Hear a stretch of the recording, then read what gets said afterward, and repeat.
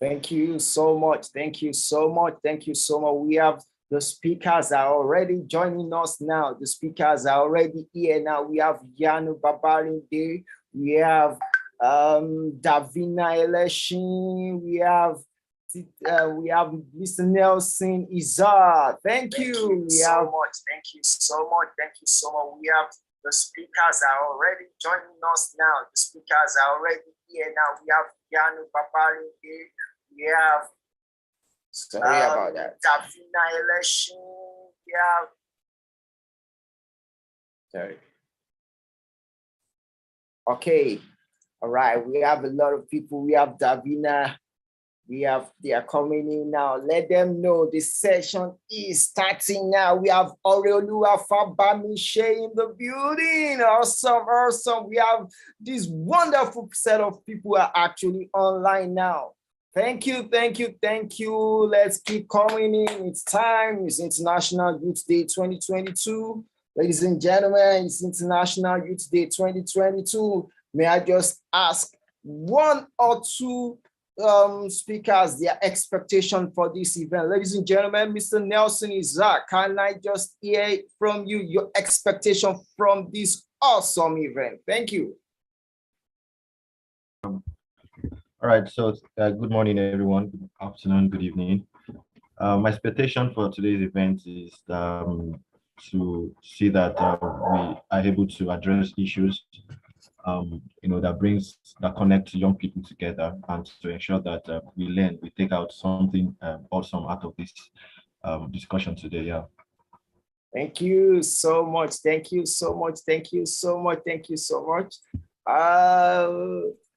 Davina Eleshin, what is your expectation from this wonderful event?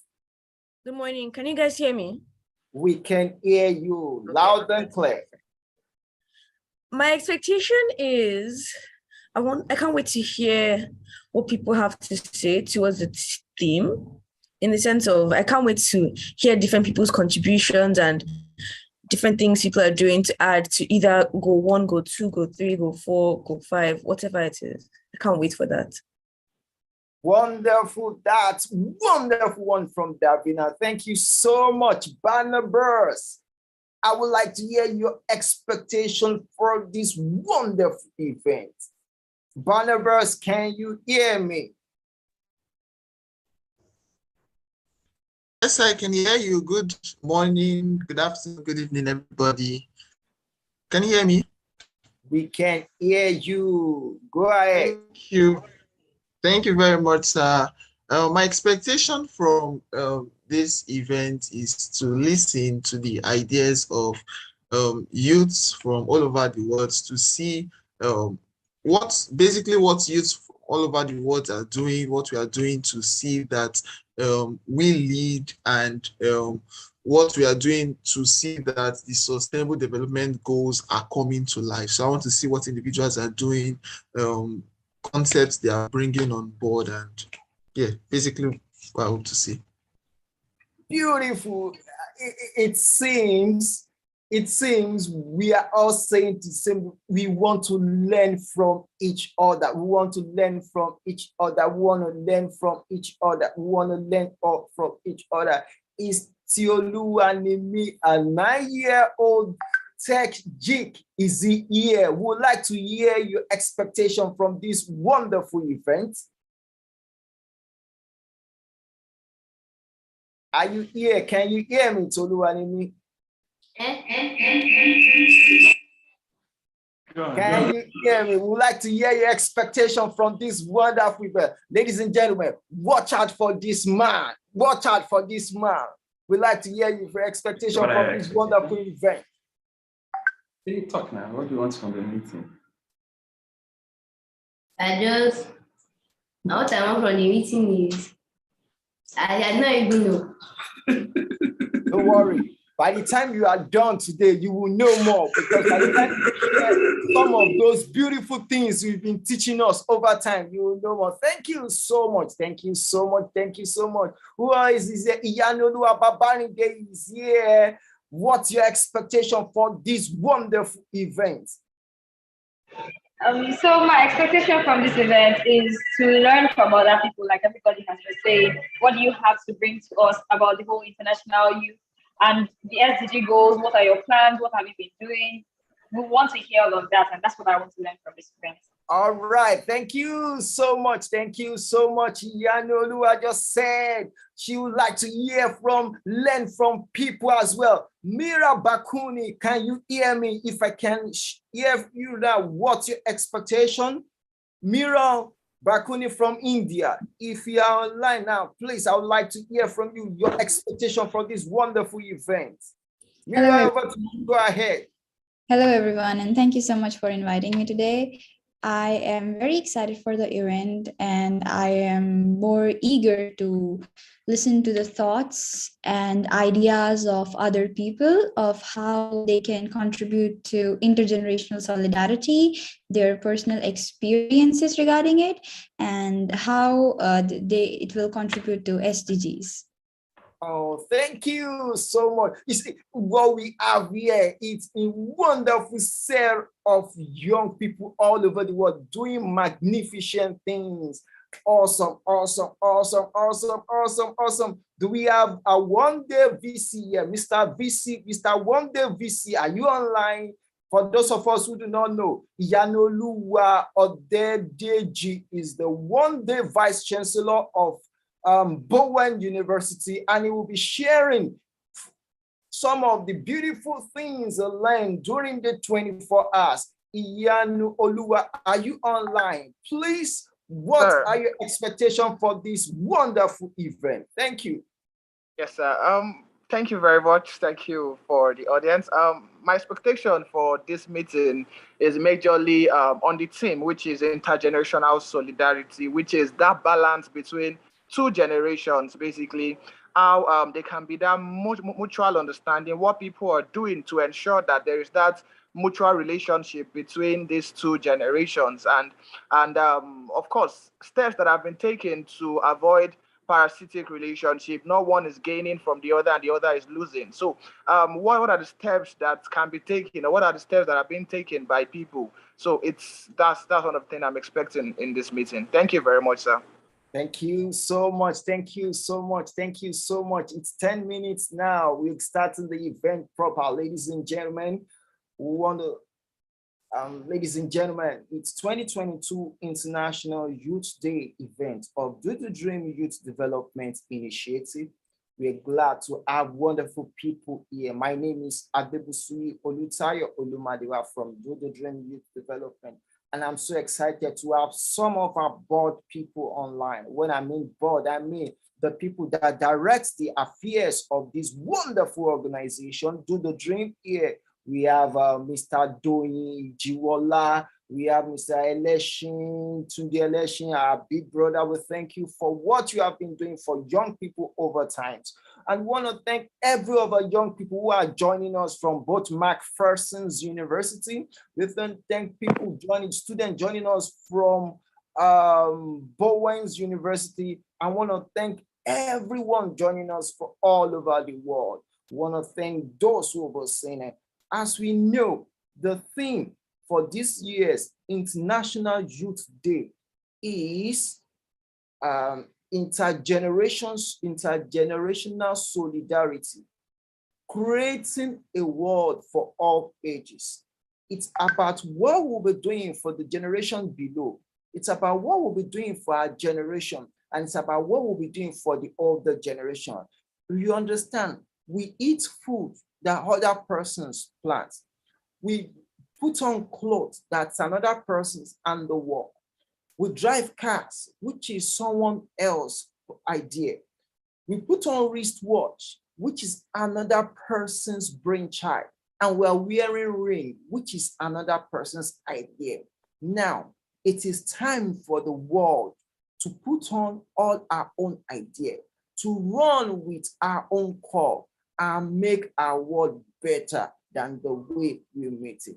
And one of the key things United Nations has done for us is to actually put this thing in 17 sustainable development goals in which we can tap into and run our purpose, our calling it. So basically, how are we going to use those accords to inspire the people coming behind us, the people in our level, and the older generations, telling them never to pack their bags yet? That is the summary of what the theme is all about. The theme for this year is allowing inclusion, is allowing gender sensitivity, is allowing every man to actually run his race in a diverse perspective. Ladies and gentlemen, boys and girls, I'm looking forward to this awesome session again. Thank you so much. And I would like to just welcome Mr. Doyin Ijiwola to just say one or two to welcome our friends on the call this morning. Mr. Doyin Ijiwola, please can you hear me, sir?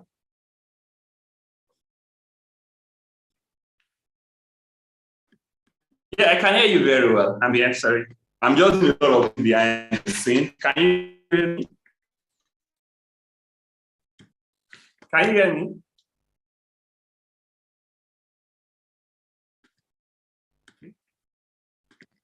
Yes. Please let me know if you can hear me. We can hear you. Can you hear me? We can Yeah, hear okay, you. cool. Thank you. All right, thank you so much. So I'm sorry, I'm doing a lot of things behind the scenes, so I'm doing a lot, so that's why I'm a bit distracted. So thank you everybody for coming. It's good to have you here. You know, it's good to plan something in the background.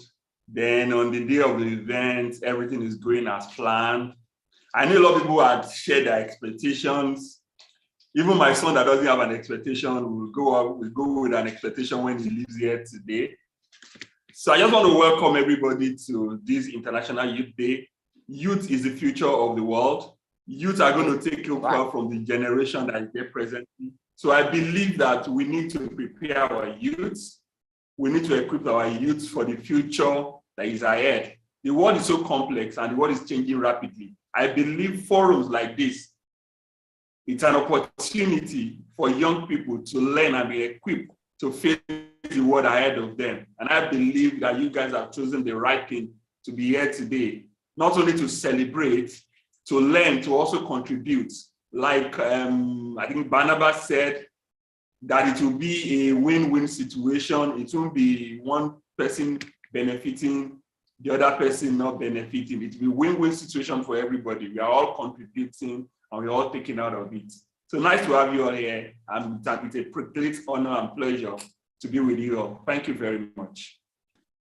Awesome, awesome, awesome, awesome. Thank you so much. You see, it's always good when you have great minds on call. You learn, you build, you grow, you run faster. Why? Because it's a mental level in which many will be here. Ladies and gentlemen, would like to welcome. We can see the PRO of McPherson's University is actually online. We recognize you, sir. Thank you for joining the call. Ladies and gentlemen, we'll move straight to the first presentation of the program. Over to you, Mr. Bola, for the video we want to play. And the reason we're doing this is so that we can get ourselves prepared more. Over to you, sir, for the first video, sir. Thank you.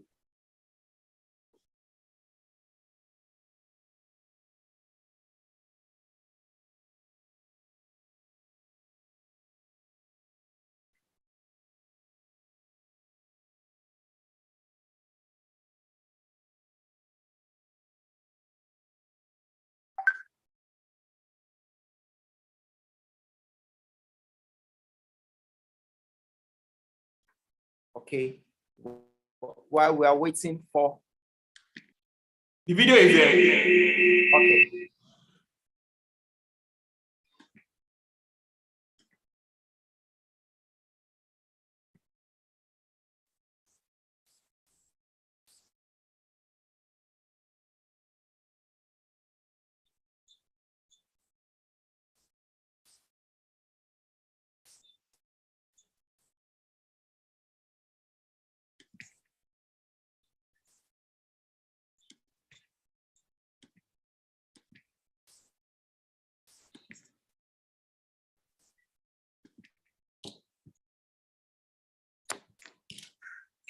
this year's celebration, Intergenerational Solidarity for All Ages, which builds on ageism in health, employment, and politics, the significance of leveraging on the full potential of our generation to join forces and build a better nation and world at large.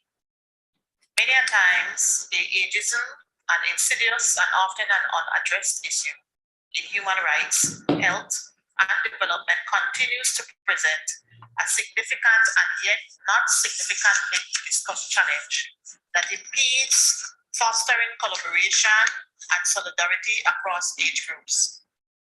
It further goes to intersect with other forms of discrimination and bias that limits the potential of young people. Young people continue to report age-related barriers in various spheres of their lives, such as employment, political participation, health, and justice. On an individual level, these age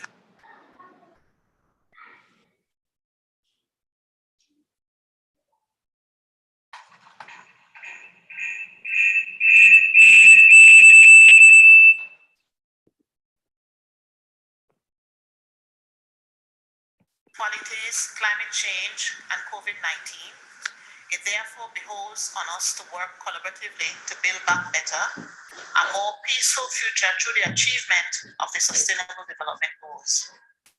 There is therefore an urgent need to bring together, engage, and support young people through quality investments in their education, health, social and economic development, since they determine the trajectory of development and how society can be envisioned in years and decades to come. This is why youth are always a critical component of development roadmaps across Africa and the world. For us at UNFPA, we are firm believers that when the right investments are made, especially in young people, countries can reap the benefits of a demographic dividend. This has been our mantra and a key component of our mandate to support young people in reaching their full potential. In Nigeria, the high youth population offers very compelling reasons to invest in youth, and we have done so at UNFPA. At the state and federal level, we have mobilized and empowered young people to become agents of change and avid promoters and advocates of our three transformative results of zero maternal deaths, zero unmet need for contraceptives, and zero gender-based violence and harmful practices. And the results of these investments have been remarkable. There is need for young people to be integrated at all levels of decision-making processes to ensure maximum representation, and also to create opportunities for them to give back to their communities now and in the future. To achieve the Sustainable Development Goals, solidarity across generations remains crucial as we must collaborate to foster successful and equitable intergenerational relations and partnerships to ensure no one is left behind. We must also identify and support the implementation of intergenerational interventions and activities that can enhance social connectedness and strengthen intergenerational solidarity between generations to foster an inclusive and sustainable recovery. We hope that this event will contribute to having an equitable, gender-centered, and inclusive opportunities and development, void of barriers for youth in Nigeria. I thank you all for your kind attention.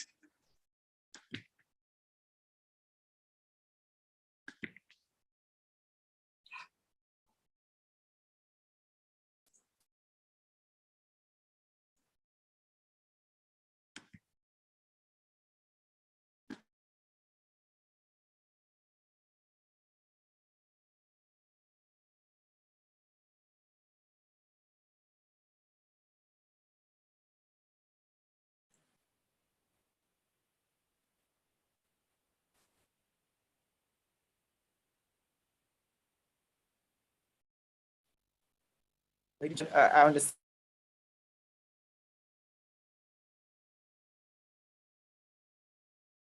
Maybe there's a technical issue. Thank you so much.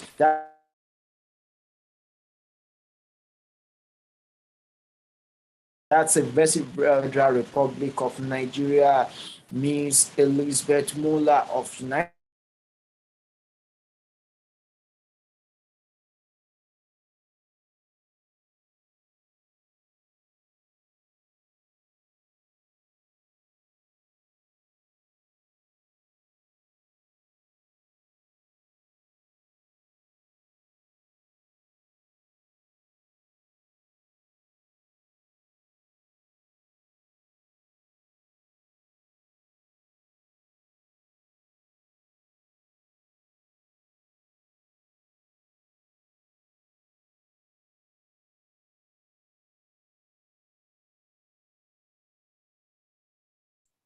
Technology has its way of doing its things. So, ladies and gentlemen, apologies for that. That's the message from the resident representative of United Nations Populations for Nigeria, Elizabeth Muller, ably represented by Erica Goldson. And I have wonderful news for you today. We're going to play that video, the end of the video again, and you're going to learn that the resident representative will going to be interacting with young people again in few days' time. She promised and she said she's going to be interacting with young people from Do the Dream. And we'll move to the next pro agenda here, which is from presentation from students of Bowen University. Ladies and gentlemen, I have fantastic people, fantastic students from Bowen who will be doing some justice this morning. If you can hear me, Bowen, it's your turn. Over to you. The floor is yours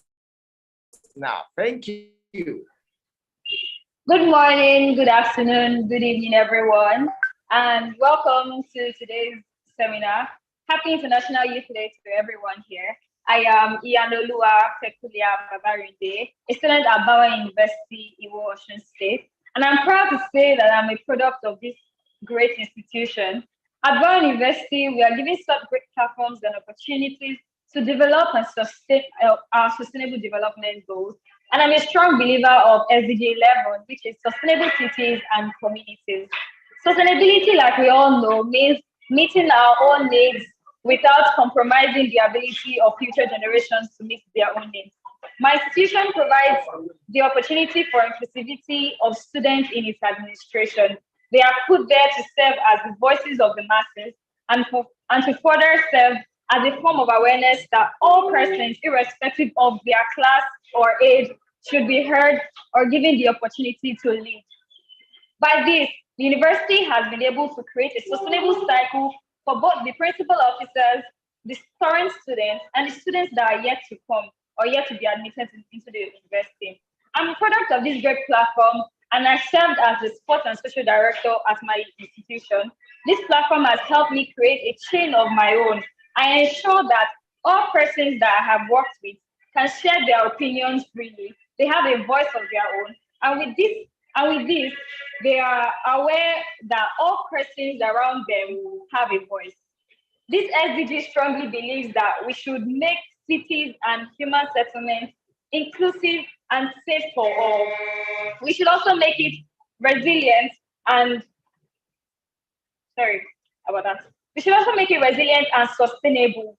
Bauer University has helped with this by creating infrastructures to make sure that the environment is conducive for everyone. They have set up rules that ensure pollution is at the bare minimum.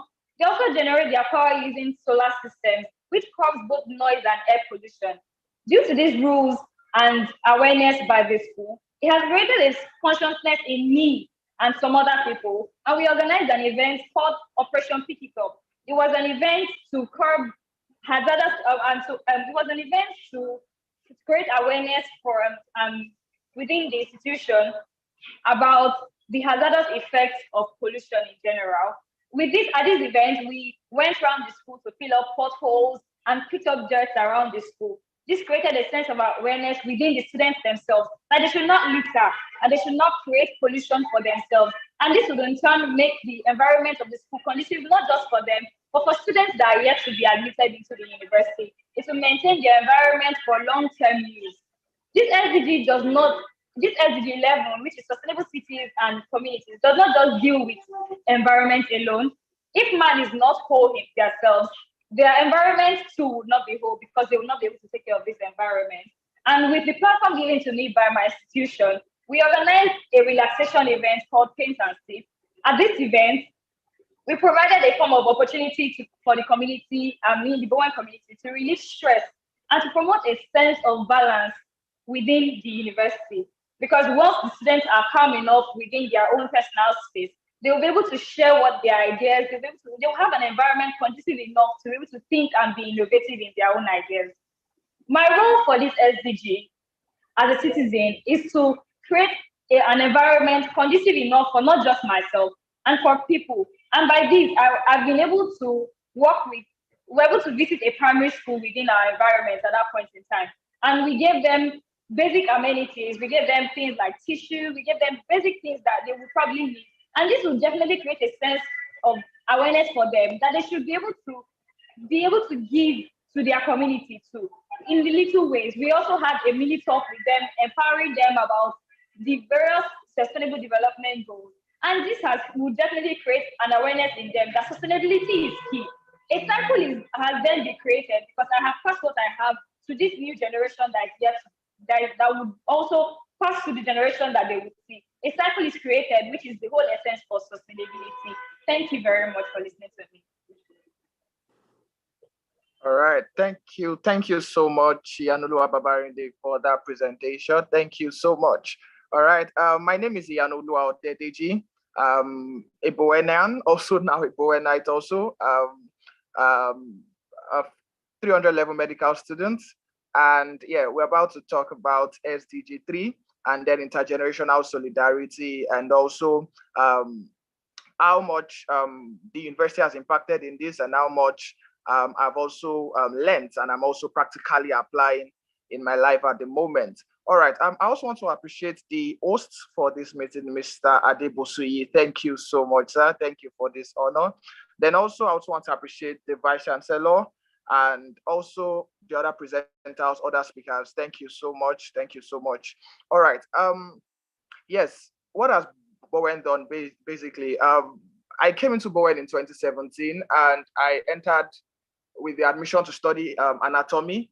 And since then, in the last 4 years, by the grace of God, Bowen has created an enabling environment for people to groom their leadership, for people to grow in leadership, for people to expand their horizon, and of course, express the seed of greatness that is in them. So various positions have been put in place for that, and one of it is to lead as the president of the student body. And by the great grace of God, in 2020-2021 session, I led as the president of the student body, and we ensured that student representation was put into place, ensured that physical, academic, emotional, mental, and health well-being of students were of topmost priority for us. And this is all as a result of the environment that the university, the institution created.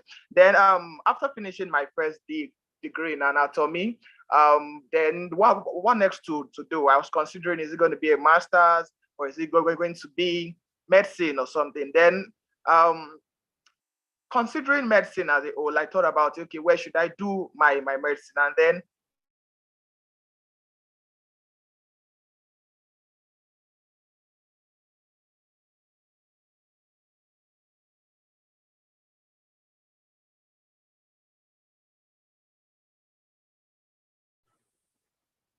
sorry, can we all hear me? I'm sorry for the break. Can we all hear me? You can hear you now. All right, thank you so much, Ma. Thank you, Ma. All right, so I said that I'm considering what university to continue my education in. Then I just thought about a university that has really been this helpful.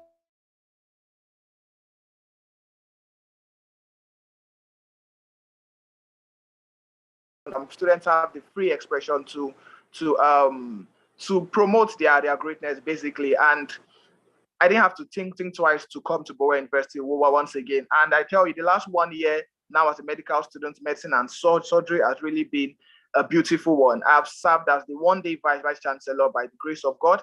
It was a contest that Bowen created to include students in decision making, to include students that are that have one idea or the other to be able to help their fellow students. And by the grace of God, this day was on the 29th of June 2002, 29th of June. That was last 2 months, and it was just a day whereby I served as the Vice Chancellor. I was also involved in the Senate meeting of the university. That's one of the top decision-making body of the university. And we were able to make some certain decisions concerning results, concerning discipline, concerning programs, and many things like that. Also, I'd love to state the trip to Rwanda, a fully sponsored trip by the university to Rwanda. The university sponsored 3 of us, myself, Barnabas Madugwe and Yanolua Babarindi, to Rwanda for the Generation Connect 2022 meeting.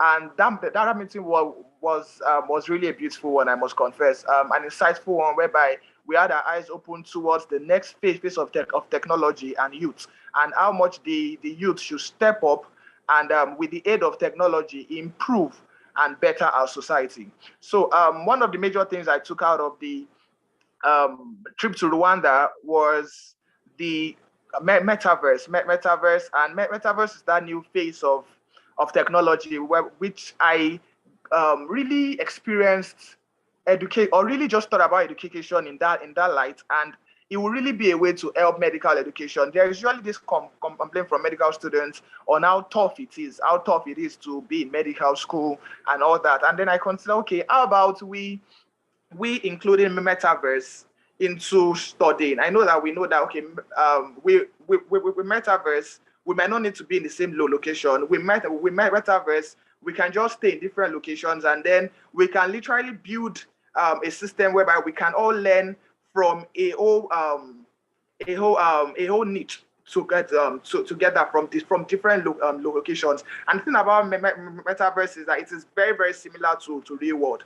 So it is 80% practical, which is quite different from the system of medical education, of a lot of theory and few practical. So students have to cram here and there. But with this metaverse, every class is inside a new world of its own, of practical realities. So with this, I came back to Boeing with this idea, and I met with some tech guys. We are still on it at the moment. We are sitting together how much we can make this happen as soon as possible. And this is in line with SDG 3, which is good health and well-being. We know how much medical education would really improve good health and well-being of our society. Then also, for intergenerational solidarity, I was also happy when I saw the theme, because this is also something I've been working upon for quite a while, and Bowen has really been assisting with this also, to ensure that there is a link between 2 generations. That is,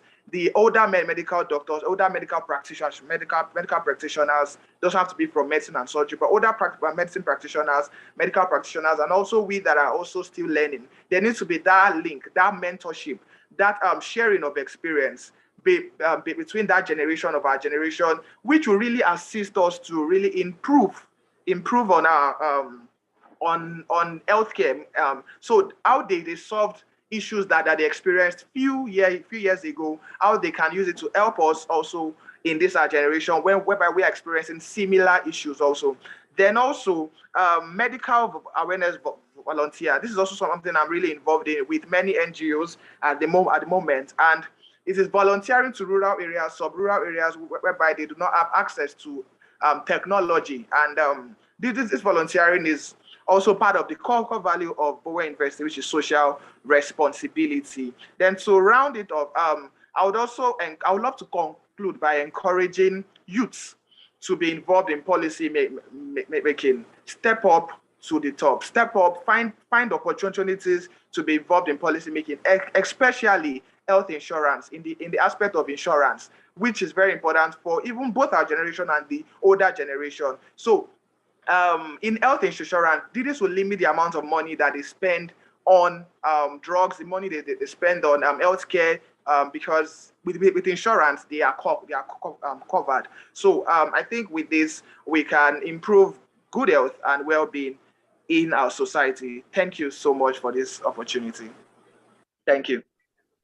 Thank you very much, Yanu Ulua, and thank you very much also Yanu Pekula for a wonderful presentation. I'll stand on the already existing protocol that has been established by my colleagues. So my name is Barnabas Madogwe. I'm currently the student body president of Bowen University, and I'm going to be sharing my light on the subject of discourse as established by my colleagues. So I gained admission into Bowen University also in 2017. And I must confess, when I gained admission into Bowen University, the goal was just to graduate with first class and leave the university. I didn't have any idea of SDG or to do anything of a sort. But Bowen University actually provided plethora of opportunities for the students and the community at large. And thanks to Bowen University, I must say that today I'm a champion of SDG Goal 1 and 4, and I've been working actively towards that. I'm also a building product manager. I'm working on that for a while, and I'm a tax enthusiast. So I get admission into Bowen University in 2017 and to study law. So Bowen University provided a platform which changed me or changed my mentality, and that was the intercollegiate reading plan. So the intercollegiate reading plan is a system whereby each student from different college are made to read a book, right? So they create a reading, it's like a reading log for students. So for example, my college, about a couple of months ago, in March, we read the book My Participation by B.C. Akande. It's a controversial book. You should get the book. It's on politics. We read that book. My college read them. Different colleges had different books they read. So with this system, you are in line with the thoughts of great scholars, great authors. Also, thanks to Professor Joshua Ogunwale, Vice Chancellor, for that initiative. Also, we have at the chaplaincy level, we have the Book of the Month system, which was created. And with the Book of the Month system, each student is a recommendation of a book is recommended to students per month to read. So I left Bowen University. a couple of weeks back, and while I was packing my luggages, I discovered that during the course of the last session, which was my final session at Bowen University, that was between November 2021 to August this month, I've garnered more than 50 books, and I'd read more. When I was packing the books, I'd read more than half of the books, and I was seeing tags that are written in some of the book or some of these books. So Bowen University basically helped me build my horizon right around this, and with the sponsorship to Rwanda. When I came back from Rwanda and with my experience, currently I and some of my colleagues are working on a platform, an edutech platform, which we aid education of individuals in communities who don't have access to education. So with this platform, individuals should be able to access digital skills, learn these skills within a given period, and we are going to link them up with platforms in which they can use this platform. The belief of I and my team, my colleagues, also students of Bowen University, is that if we enable these individuals, if we enable people from communities to do this, it will reduce the poverty rates. We'll be able to empower them, and these individuals are empowering will be able to empower others to come after them. And by this way, we are both reducing poverty rate, and increasing quality education, educating these individuals, and making our society a better place. I'll conclude with a take home I got from our trip to Rwanda. It says that IT and CIT is the future, so is the youth. We are the leaders of, it's usually said that we are the leaders of tomorrow, but I always say that we are leaders of today. So let us shine our light and let's lead. Thank you very much, everybody, for listening.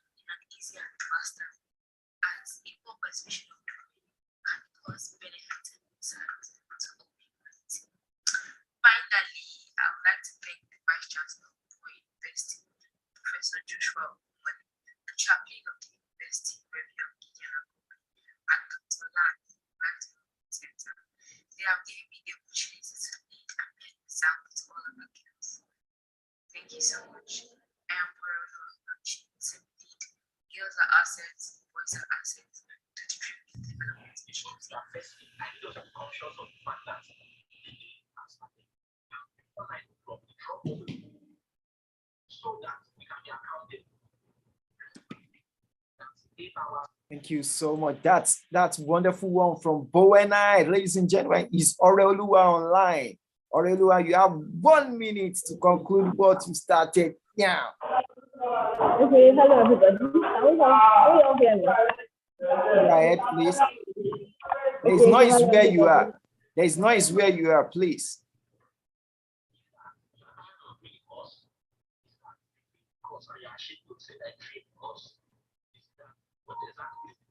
Okay, go ahead, please. Can you hear me? Hello.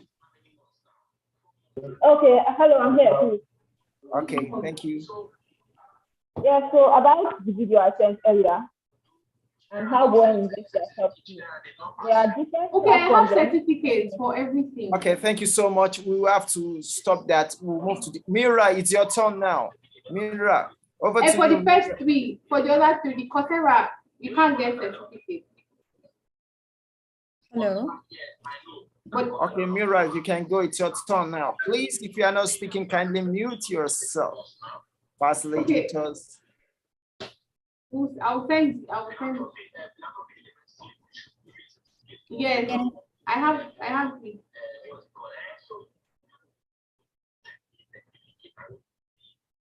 Is it my turn now? Yes, it's your turn. You can go ahead, Moira. Can I share my screen?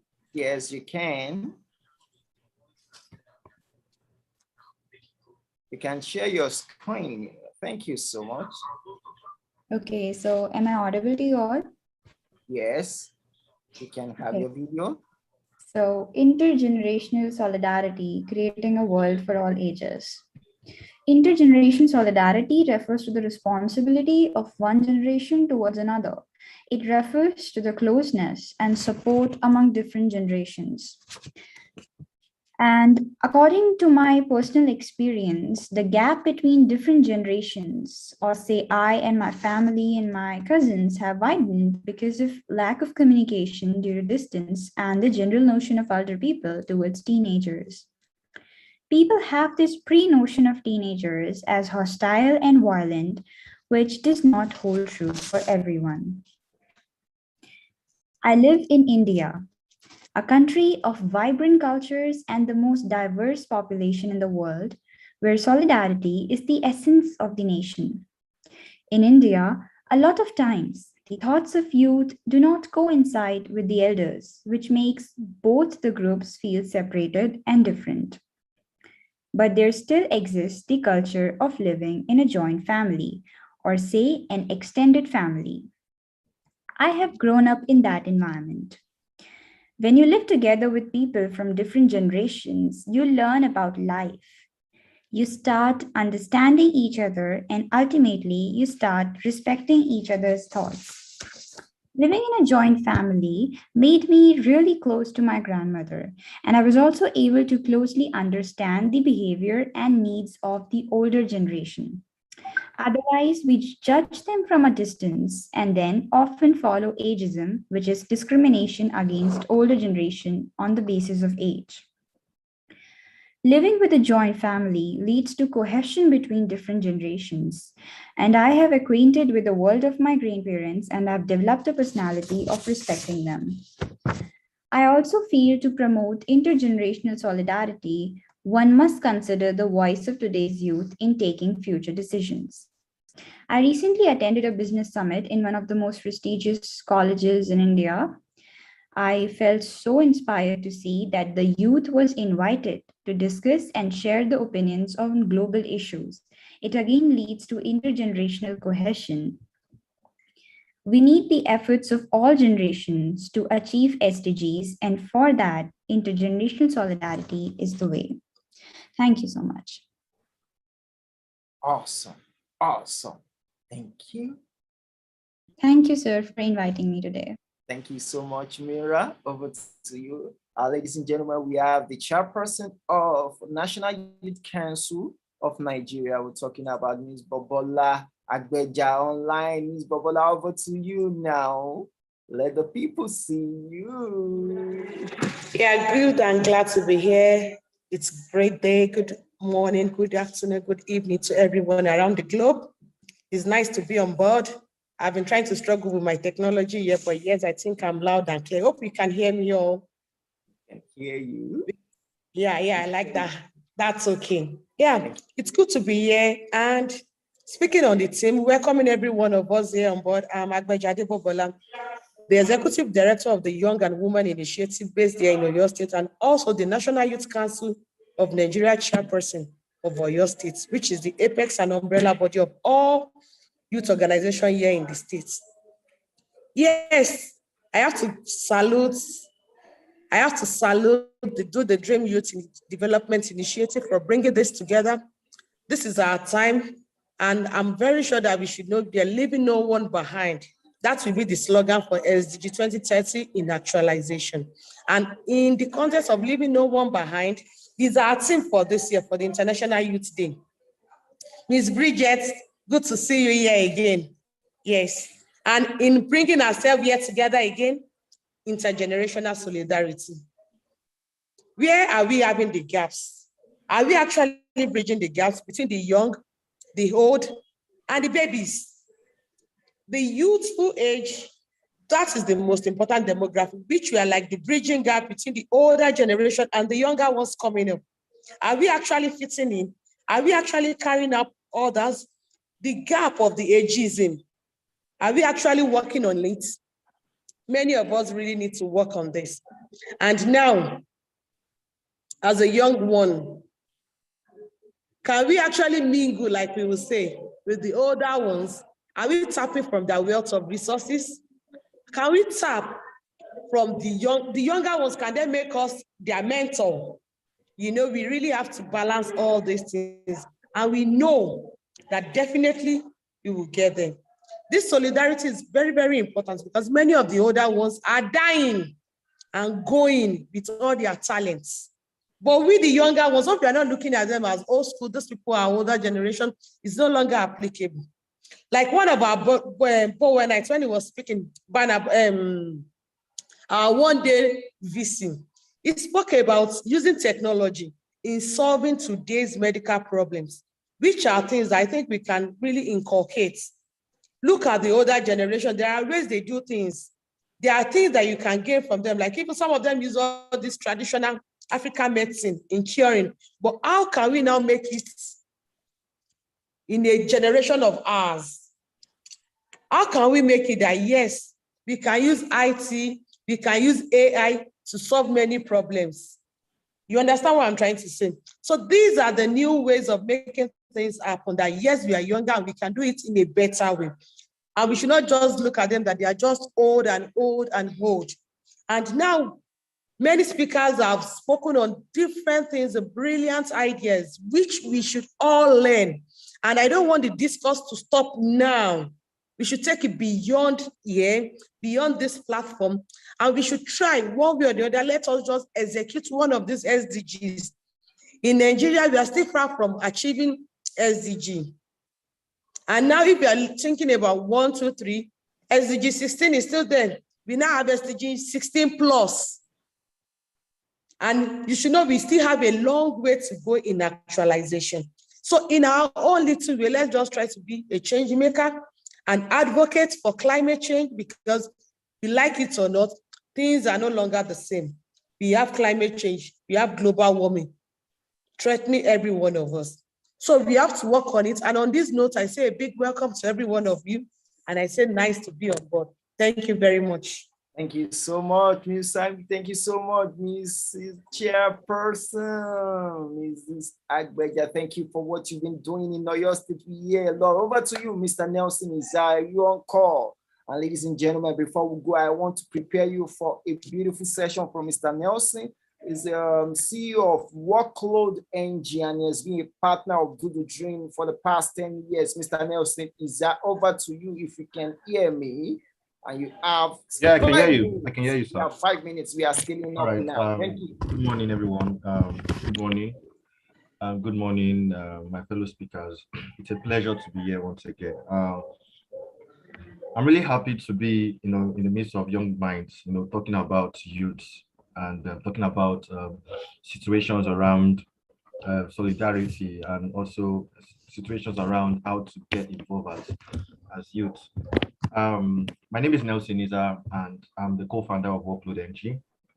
I'm also the convener of the INS. So INS stands for Inclusive Neighborhood Space. It's a space where we started doing my volunteering experience with volunteering service overseas.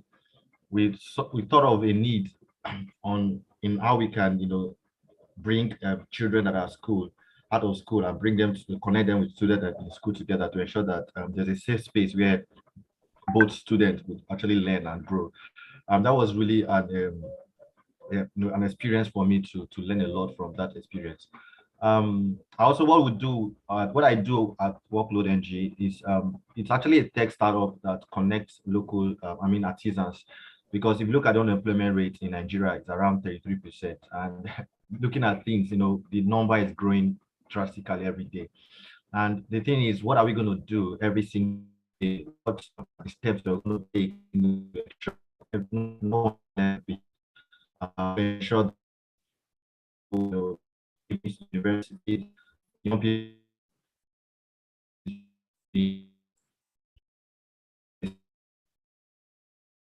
themselves to capacity. But if you look at these days, you see that someone will really encourage people to be more skilled. Get all the resources you need and develop of yourself. The workforce is moving drastically, looking at the tech industry, looking at how things are moving so fast. And if you're not equipped with the right resources, you'll be left behind, and that's not the case. And that's why we're looking to collaborate to ensure that we are trying to collaborate to ensure that everyone, whether you're into the non-governmental space, we're looking at how do we collaborate to ensure that every young person out there, they are connected in one way or the other. So just a few experience that I really want to share that happened during 2019 when I had the opportunity to volunteer with BSO. So it's a project where that was focused on quality education, because I'm so passionate about quality education, which is the SDG Go 4, and also decent work and economic growth, and Go 11, which is sustainable cities and communities. That's literally my passion. That's one of the things that drives me. So in 2019, we had an opportunity to move to a community for 3 months. The goal was to interact with students. The goal was to carry out a baseline survey to understand what are the challenges affecting that community, which was quite really interesting. And one of the things I learned, doing that experience was you could imagine how there was high rate of students that are not going to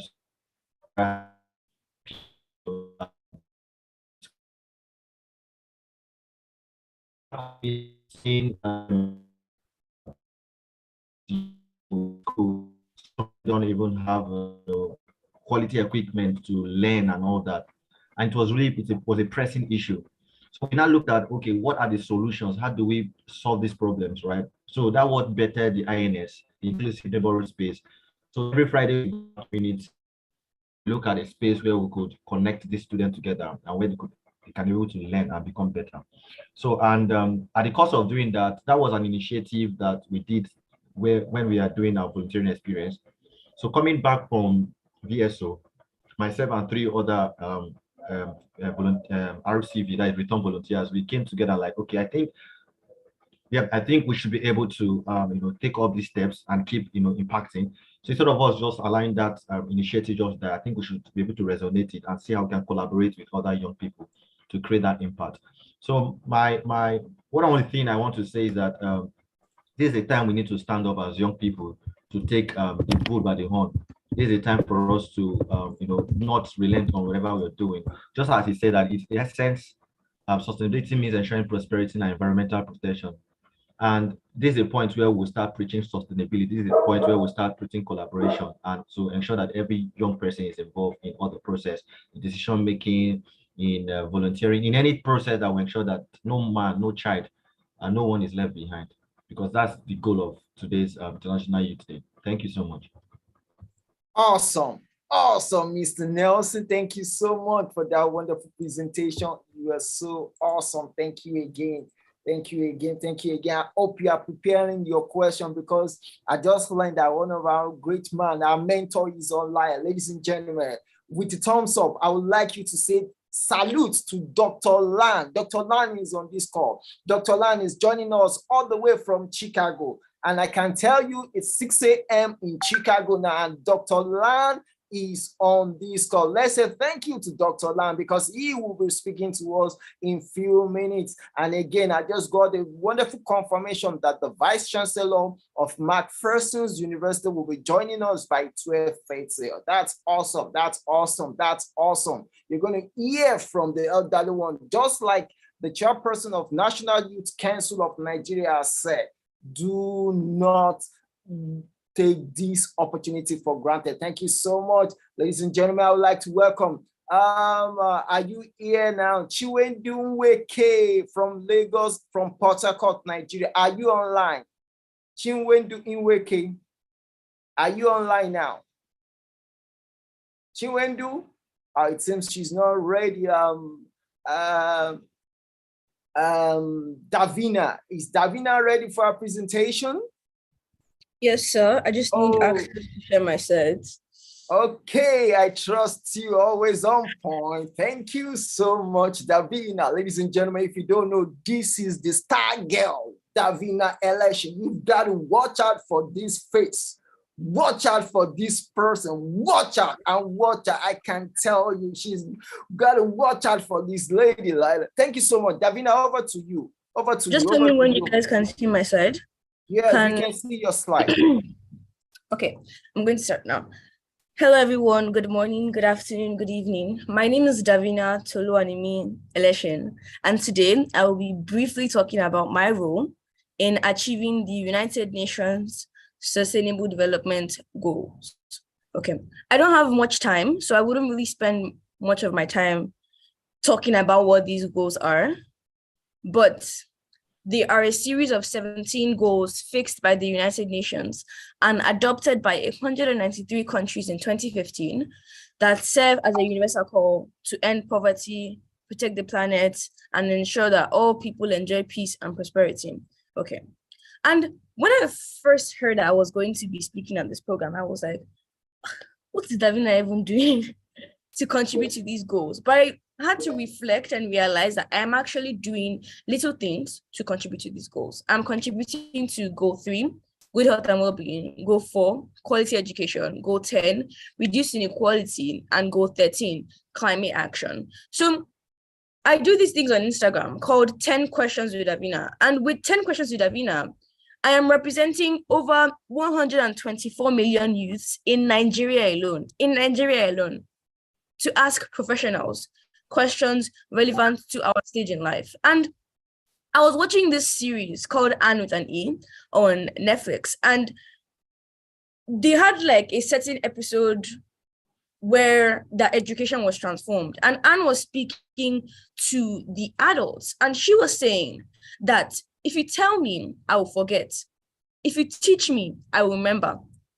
If you include me, if you involve me, I will learn. And the whole point of education is to learn. The main point of quality education and the main point of the United Nations setting that goal is for education that is of quality, of value, to be given to people irrespective of whatever social status that they hold.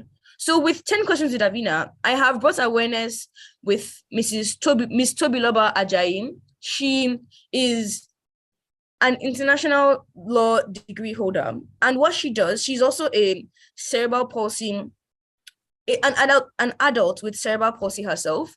And she has realized that kids with cerebral palsy do not have the opportunity to learn like other kids in Nigeria. They are being marginalized, and that is wrong. Nobody ever had the choice to have a disability. So why should that prevent them from getting knowledge? So she founded this initiative called Let's CP Kids Learn, and you can learn more about her from her Instagram. Then Mr. Dio Samuel, I interviewed him and we talked about anxiety, fear, and now I've actually educated people on anxiety. So I'm actually contributing to goal 3, good health and well-being, and goal 4, because I'm actually educating. Then while I was on the student advisory board of Diamond Challenge is a competition based in America for teen entrepreneurship. I interviewed the wonderful Alex and Benjo. They founded Intuitely, and the major point of Intuitely is to bridge that gap, the education gap that was caused during quarantine. And I personally am also I tutor a girl, a 13-year-old Afghanistani math. So I am also helping to bridge the education gap caused by whatever phenomenon. Then the last person, I've actually interviewed more people, but I don't have much time to share, Mr. Remy Dairo. And I asked questions on product activity. So that's like a group word that he coined. And if you watch my video, you can go check it out. Going further, my school, we did a project with the Prince Trust. Controlling slides is not easy. We did a project with the Prince Trust Sustainable Development Youth Summit in November 2021. And we just discussed ways for the Nigerian government to actually improve our education. Because a lot of people, especially university students, are not educated as of now due to ASU strikes. So I have realized that there's so much to do. In the future, I also want to contribute more and more to not just goal 3, goal 4, goal 10, goal 13, but also the goal on peace and justice. That's probably goal 16, and more on reduced inequality, because I plan on tapping a bit into human rights. Lastly, if you guys forget every single thing I've said, please don't forget this. Let's live our lives in a manner that the people who come after us will be able to live comfortably because of what we've done. Let us adopt the general objective of the SDGs. That is, like Iyanu mentioned before, that the needs of the current population should be sufficed, but not at the expense of the future population. And what that means is having the mindset of they'll sort themselves out, having any selfish mindset will not help us to achieve any of these SDGs. So let us live our lives in a manner that the people who come after us will thank us and will be able to live comfortably because of what we've done. Let us build on our interests and actually tap a bit into what we like doing and find a way to help sustainable development. Thank you for listening to me, and for more inspiration, feel free to check out my Instagram, Davina Eleshin, or my YouTube, Davina Inspires. Bye-bye. Thank you so much. Thank you so much, Davina Eleshin, the star girl. Thank you. Thank you so much for what you've been doing. we love you. We love you from Dodo Dream. We love you. And again, want to say thank you to you, Mr. Tunde Eleshin, for giving us this opportunity. Again, we salute you. You are on the call, sir. Thank you so much, Mrs. Bridget Eleshin. Salute you. Thank you so much for giving us this beautiful opportunity to engage Davina and David. And ladies and gentlemen, without wasting too much time, we have our mentor online, Dr. Greg Ijiwola is online now. He's just give us his welcome address. For those of us who don't know, Dr. Greg Ijiwola is the founder, chief executive officer of Life Development Center, Illinois, Chicago, and is actually online with us now because he's going to teach us what we call purpose. Is someone I call the purpose giant. And if you want to know something purpose, just look for someone. I told somebody that if you want to correct your reticular activating system, reach out to Dr. Lan. Ladies and gentlemen, Dr. Lan, sir, over to you. If I can see you now, sir, over to you. Yes, good day, everyone. Thank you so much for the opportunity to be here. I'd like to thank Brother Tayo and Do the Dream, and appreciate you for the wonderful work that you are doing. We're always very proud of you. And I have been listening in the background to all the presentations and really, really, really impressed, and I've been learning. I want to honor all the people who have spoken before me. I appreciate you and thank you for what you are doing. Mrs. Agbeja, that was very powerful, what you shared. And Barnabas, it was great to see you again. Wonderful work, by the youth. Davina, I just started following you on Instagram some minutes ago. I'll be following you on YouTube. I'm like, wow, I got to listen to Davina Inspires. And shout out also to Mrs. Bridget Eleshin, great to see you. So I feel, I feel that, I'm here to be inspired, and it all started, and like they said, it's just past 6 a.m. here in Chicago, but this like a early morning inspiration time that I am having. So I look forward to the rest of the event as we go on. As, Brother Tayo has said, my main goal is to help people achieve their goals in life, the goals that they've been placed there on the earth to achieve. So my goal is to be a platform, to be a support for them to achieve it. And when you look at all those SDGs, they are just goals. They are goals, they are purposes that will transform the world if they are achieved. So each and every one of us, we have a part to play in all those things. And those things are connected to our individual purposes. So as we learn to walk in our individual purposes, just like I've been hearing people talking about the various things that they have been doing, as we learn to walk in our individual purposes, we will be able to accomplish those goals, or at least get very close to accomplishing them. So I will just stop this address by just sharing a story, a very short story. So a man and his son, they were walking by the seaside. And on the beach, there were a lot of oyster, like live oysters, plenty of them that were on the wave had washed them off to the shore, and they were still living. Wow. So the man started picking them one by one and throwing them back into the sea, throwing them back. Then the son looked at him and said, "Daddy, why are you doing that? There's so many. You can't do it all. There's so many. It's not even making any difference, what you are doing, just throwing one back and all that. That is not making any difference." The father picked up one again and threw it into the sea and said to that one, it made a difference.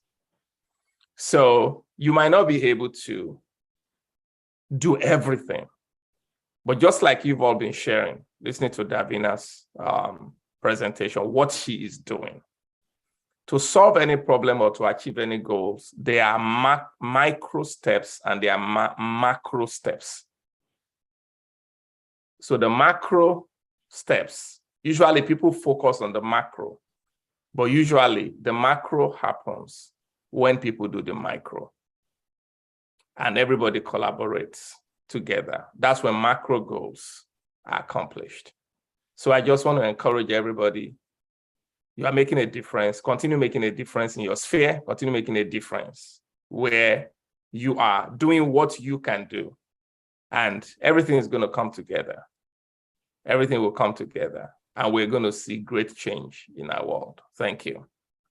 Awesome. Awesome. Awesome. Thank you, Dr. Greg Ijiwola. Thank you all the way from Illinois, Chicago. Thank you so much for that beautiful welcome address. Also, I just learned the Vice Chancellor of McPherson University is online. Thank you so much for joining us. We respect you and we salute you for joining this wonderful calls. We salute you for joining this wonderful calls. Thank you so much, sir. Just say we love you. If you can just give thumbs up to the Vice Chancellor all over the world, the people in South Africa, the people in India, just give a thumbs up to the Vice Chancellor. Let him know that we love you, we respect you, we know we are here, we salute. All protocol observed, sir. Ladies and gentlemen, I'll be bringing a whiskey there, a 9-year-old technology enthusiast. Oluwalemi Ijiwola is someone I would like you to listen to. As in, when we talk about tech, let's hear from him. Ladies and gentlemen, Oluwalemi, are you ready for your session? It's here now. Thank you, Oluwalemi. If you are here, over to you.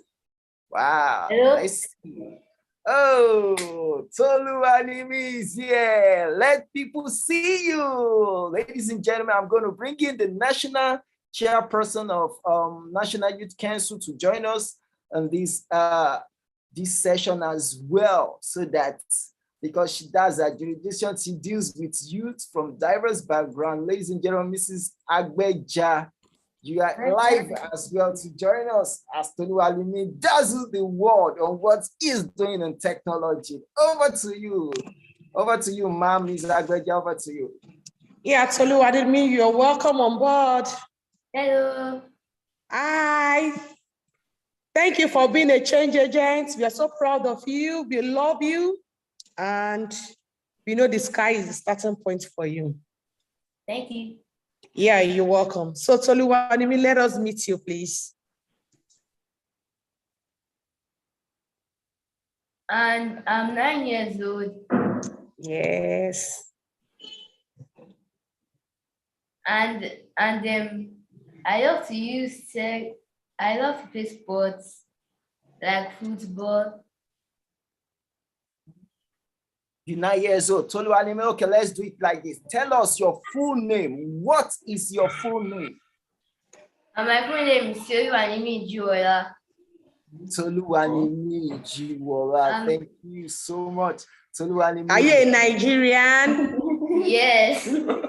Don't worry, you will soon break a record for us and you set Nigeria on the world record. Don't worry, we're looking up to you for that. That's cool. And school I go to is the beautiful beginning school in Magodo. Wow. I'm in grade 4 going to grade 5. You are in grade 4 going to grade 5. Recently, I understand you got an award from your school. Tell us about the award they gave you in your school. Tell us, we want to hear. What's it? The award you got. Yes. And I can only remember that I got in this year. I can't remember the one that I got last year. So tell us about the one you got this year. Was a brand new headphone. Was a brand new headset. For what? and for most innovative in entire year 4. Oh, that's most awesome. innovative entire year 4. You see what I'm talking about? The most innovative entire year 4. You got an award for that. Thank you so much. Miss Agbeja, can you see what I'm talking about? What can you just say about what you just said now? This is brilliant, and I'm flabbergasted about this. And I can just only keep on smiling and blushing. But Oluwanimi, I'm going to ask you now, why do you choose technology? Because technology is fun and you can look up stuff. You can learn new things. You can learn new things about the world. And you can also explore. So what you can explore. Toluwanimi said technology is fun. Wow. You mean fun. So, which means whenever you are working on your computer, you are actually having fun. That's what you are telling us. Is that what you are telling us? Yes. That means that's something you are so passionate about. You do it effortlessly, without stress. That's so. Can you hear me, Toluwanimi? Yes. Yeah, that means technology is passion for you. You do it effortlessly, without stress. Wow. Bravo. But what are your area of specialization or core areas in technology? Your core area in technology. The aspects that you love so much in technology. That you get to play games. Okay. And that you get to look up stuff that you have not seen before. Are you thinking of having an app soon? Yeah. An app in playing in different games? You want to build your own games? Yes. Yes, I know you will like that because we do have all these Nintendo, Super Game, this one, PS1, 2, 3. Are you looking up to one of such? Yes. Yes. And which is your favorite out of them? The PS5. Wow. Oh, wow. Thank you so much. Right. Ladies and gentlemen, it seems Davina have something to say. Davina, I'm going to bring you in now to just ask one question so that we can run this session up. Tell the world about just what you just did. Because when you were like this, you did something in agriculture. So tell us. Let's get that. David. Oh, it's David. Okay. Ask one question. We have one question for Toluwanimi, a 9-year-old who is passionate about tech, who is the best guy in the school, in his grade. Just one question for him and one advice for him.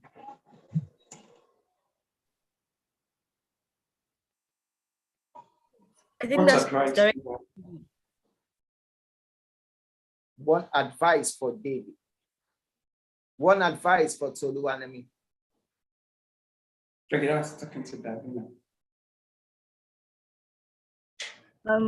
Is it me or David that's supposed to ask? I'm asking you just one advice for Toluwanimi. Thank you. Okay. A piece of advice I have for him is keep on going and find your why now. Why do you love to do these things? So that when time gets tough, all you have to do, go back and be like, oh, I'm not doing this for people. I'm not doing this for applause. I'm doing this for XYZ reason. Finding your why is almost like finding your purpose. Thank you so much. Barnabas, what's your advice for the 9-year-old Toluwanimi? Because you are the president of Bowen Student Association. You are the president. What advice do you have for him? All right, my advice for him, well done, Toluwanimi, well done. My advice for you is that advise you not to get carried away with the applauses, because they are going to come. Don't get carried away with the applauses. Focus on what you do and always strive to be better per time, per season. Well done. Thank you so much. Thank you so much. Thank you so much. Mira, are you online, Mira? Mira is from India. She's a whiskey from India too as well. Okay. All right. Thank you so much. We've come to the end of this wonderful session. Thank you, David. I said thank you to Oluwalmi for this wonderful opportunity, and we want to advise you to keep up the good work. Next session, pick the award as well, and let's move the session. Ladies and gentlemen, I would like to let you know that the Vice Chancellor of Macpherson's University will be coming on now. Ladies and gentlemen, I would like to, okay, Olumide Ajigini, we can see you. Thank you for joining this session. Mrs. Badejoko Fabamishe, thank you so much. Thank you so much. Thank you so much. The Vice Chancellor will be coming up by 12:30 exactly. Ladies and gentlemen, David Eleshin, it's your turn now. David Eleshin, and I want you to be ready. The Vice Chancellor of Macpherson's University will be joining us exactly 12:30. Awesome. The Vice Chancellor said he will be here by 12:30, and he is keeping to his word. All mark of a great leader. All mark of a great leader. Thank you so much. David Eleshin, where are you? It's your turn now. We have less than 6 minutes to go now. David, yeah, good day. Eleshin, Good day, sir. I'm right here. Thank you. Yeah. All right, Can where are you? Yeah, I'm right here. Can you see my screen? We can see your screen. Okay. Good day, everyone, wherever you're connecting from. My name is David Eleshin, and I'm 13 years old. I'm currently a student of Caleb British International School, and I'm here today to speak about my role in SDGs achievements in the world. The term SDG is short for Sustainable Developmental Goals. They address the global challenges we face, including poverty, inequality, climate change, environmental degradation, peace, and justice. They're a collection of 17 interlinked global goals designed for peace and prosperity for people and the planet, now and into the future. They were set up in 2015 by the United Nations and are intended to be achieved by 2030. I'm sure when these goals were created in 2015 by the United Nations, they thought, oh, we have 15 years to accomplish this.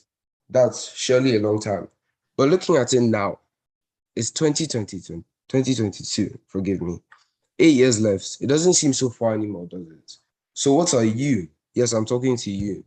Whoever is listening to me speak right now, what are you doing to make sure that these 17 goals are going to be completed by the year 2030?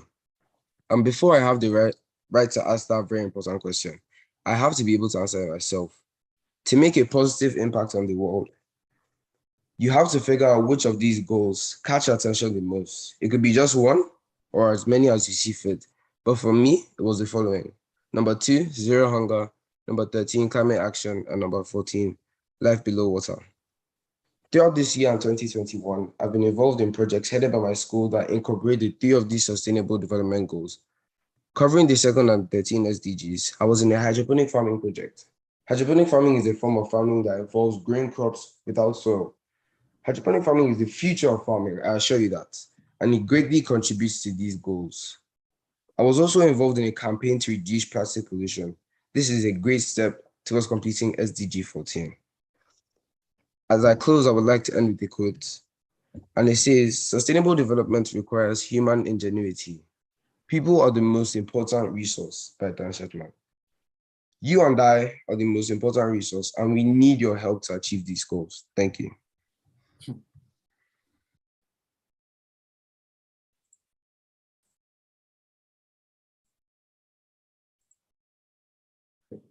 Awesome. It's just amazing. My chairperson, can you just hear what I just heard now? My chairperson, are you with me? She's not here. Barnabas, can you hear something? Did you pick up something from what we just heard now? Barnabas. Yes, sir. What that 13-year-old just shared to shared all over the world? Yes, sir. It was an awesome presentation. Awesome one, David Eleshi.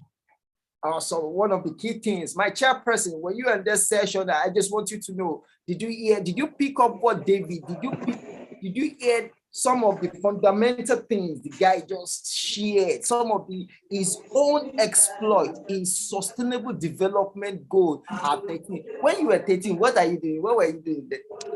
Oh, when I was 13, I did not know anything about MDG. Not to not talk of, we're not transcended from MDG to SDG. So that is why when I see any young chap doing something brilliantly well now, I'm always marveled because they started early, they understood the story. If each and every one of us will pick a goal from the SDG, we will achieve more. And I'm sure by 2013, the action here, it would have gone beyond 60% achievements of SDG. So Bravo team is doing very brilliantly well. Sustainable development is not easy, but if we can catch them young and they can grow along with it, it becomes our mode of life.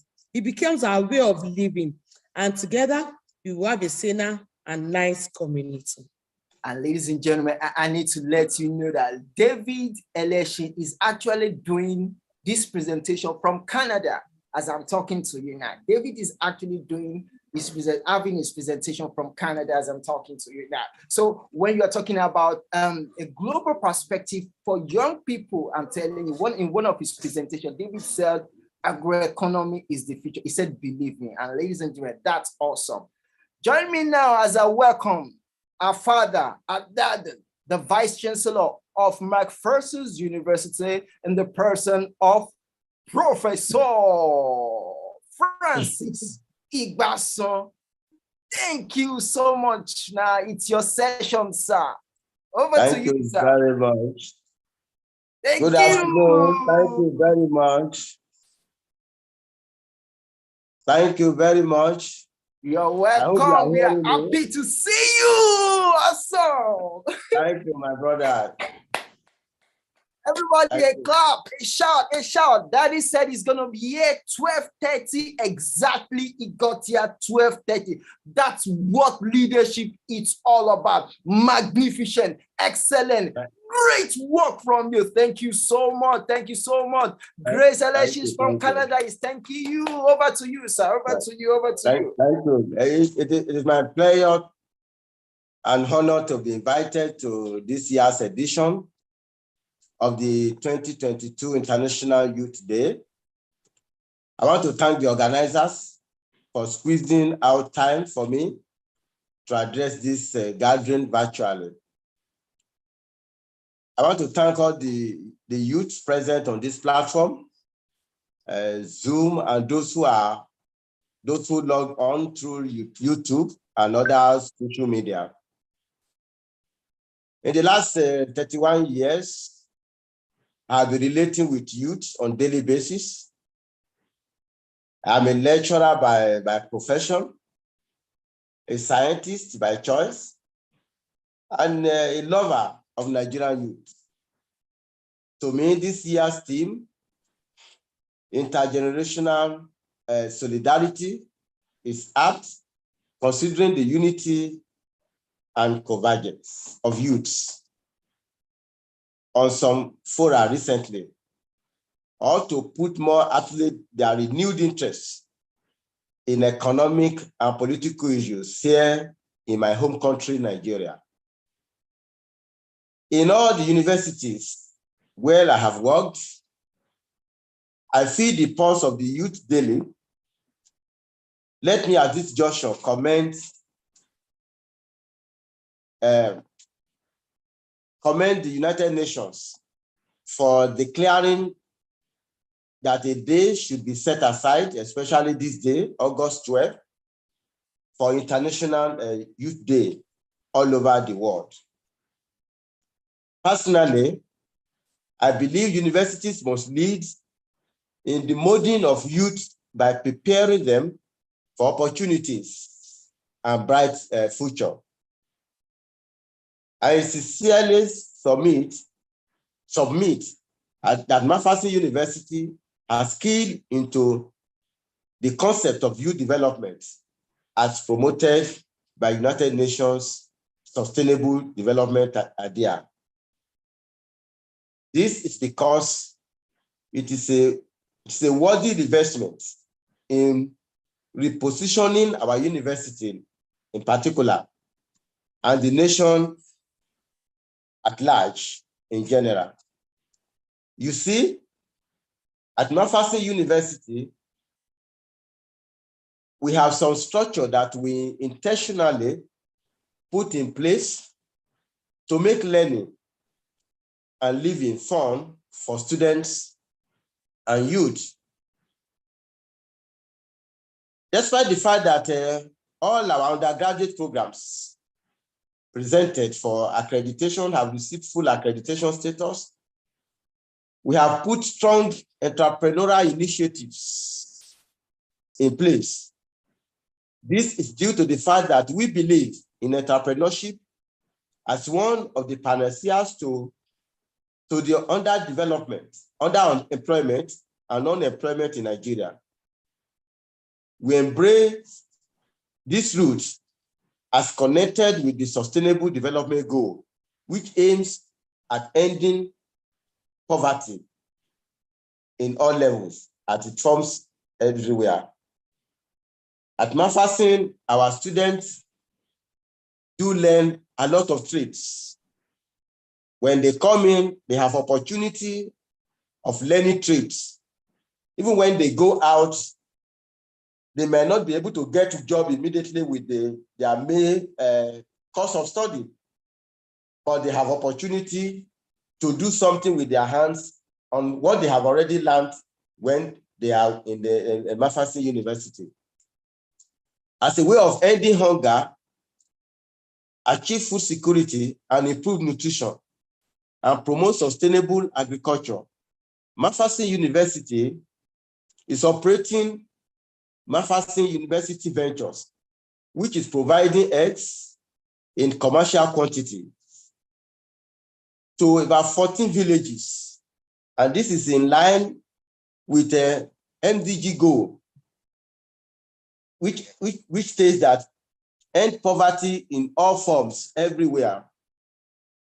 Our farm that we operate here, at least we have about 14 surrounding villages that are actually, they have opportunity from buying eggs, buying some other agricultural products.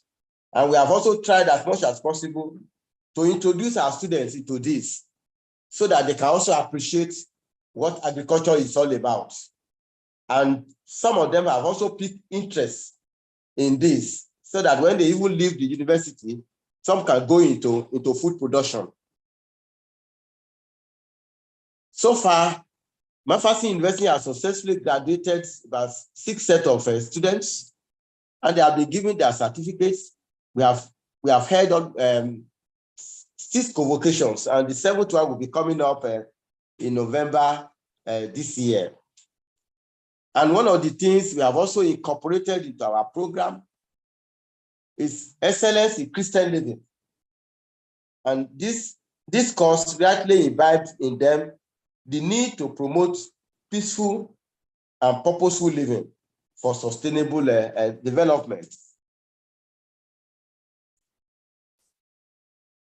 Our facilities across board have been working on several programs that will make our faculties have been working on several programs that will make life and living better for humanity. We'll encourage them to partner with other scholars and institutions across different continents of the world for cross-fertilization of ideas and collaboration on research endeavors. In line with economic realities, we have also made our payment of tuition very flexible and convenient, despite the fact that we have maintained a very predictable academic calendar and prompt release of student results. My dear listeners, MAFASI University, as you all know, is a faith-based university, and I cannot totally shy away from from this fact, and as one of the ways to ensure the building of a total man or woman who is academically well-cultured and entrepreneurially relevant, we pay primary attention to youth spiritual development. This is a common theme in all faith-based universities. And the fact is that there are ample testimonies of changed lives in the university community. Lastly, I must submit here and now that due to the growing poverty and insecurity in Nigeria, which have obviously affected the economies and many households, my administration has drastically reduced school fees for students seeking admissions into some of our courses like marketing, English language, history, international studies, religion and peace studies, and among others.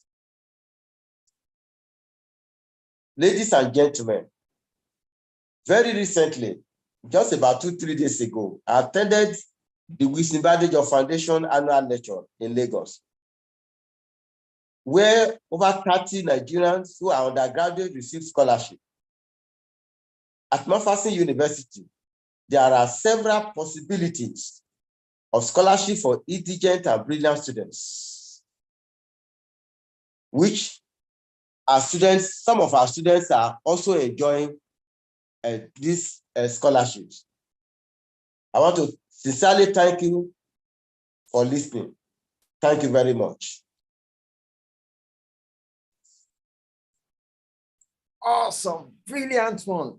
Thank you so much. Thank you. Thumbs up, Mr. Chairperson, my chairperson. If you have questions for the Vice Chancellor, please, over to you. Over to you. I would like Mrs. Bridget Eleshi. Thank you. Thank you so much. Mrs. Bridget, do you have questions for Vice Chancellor before he leaves?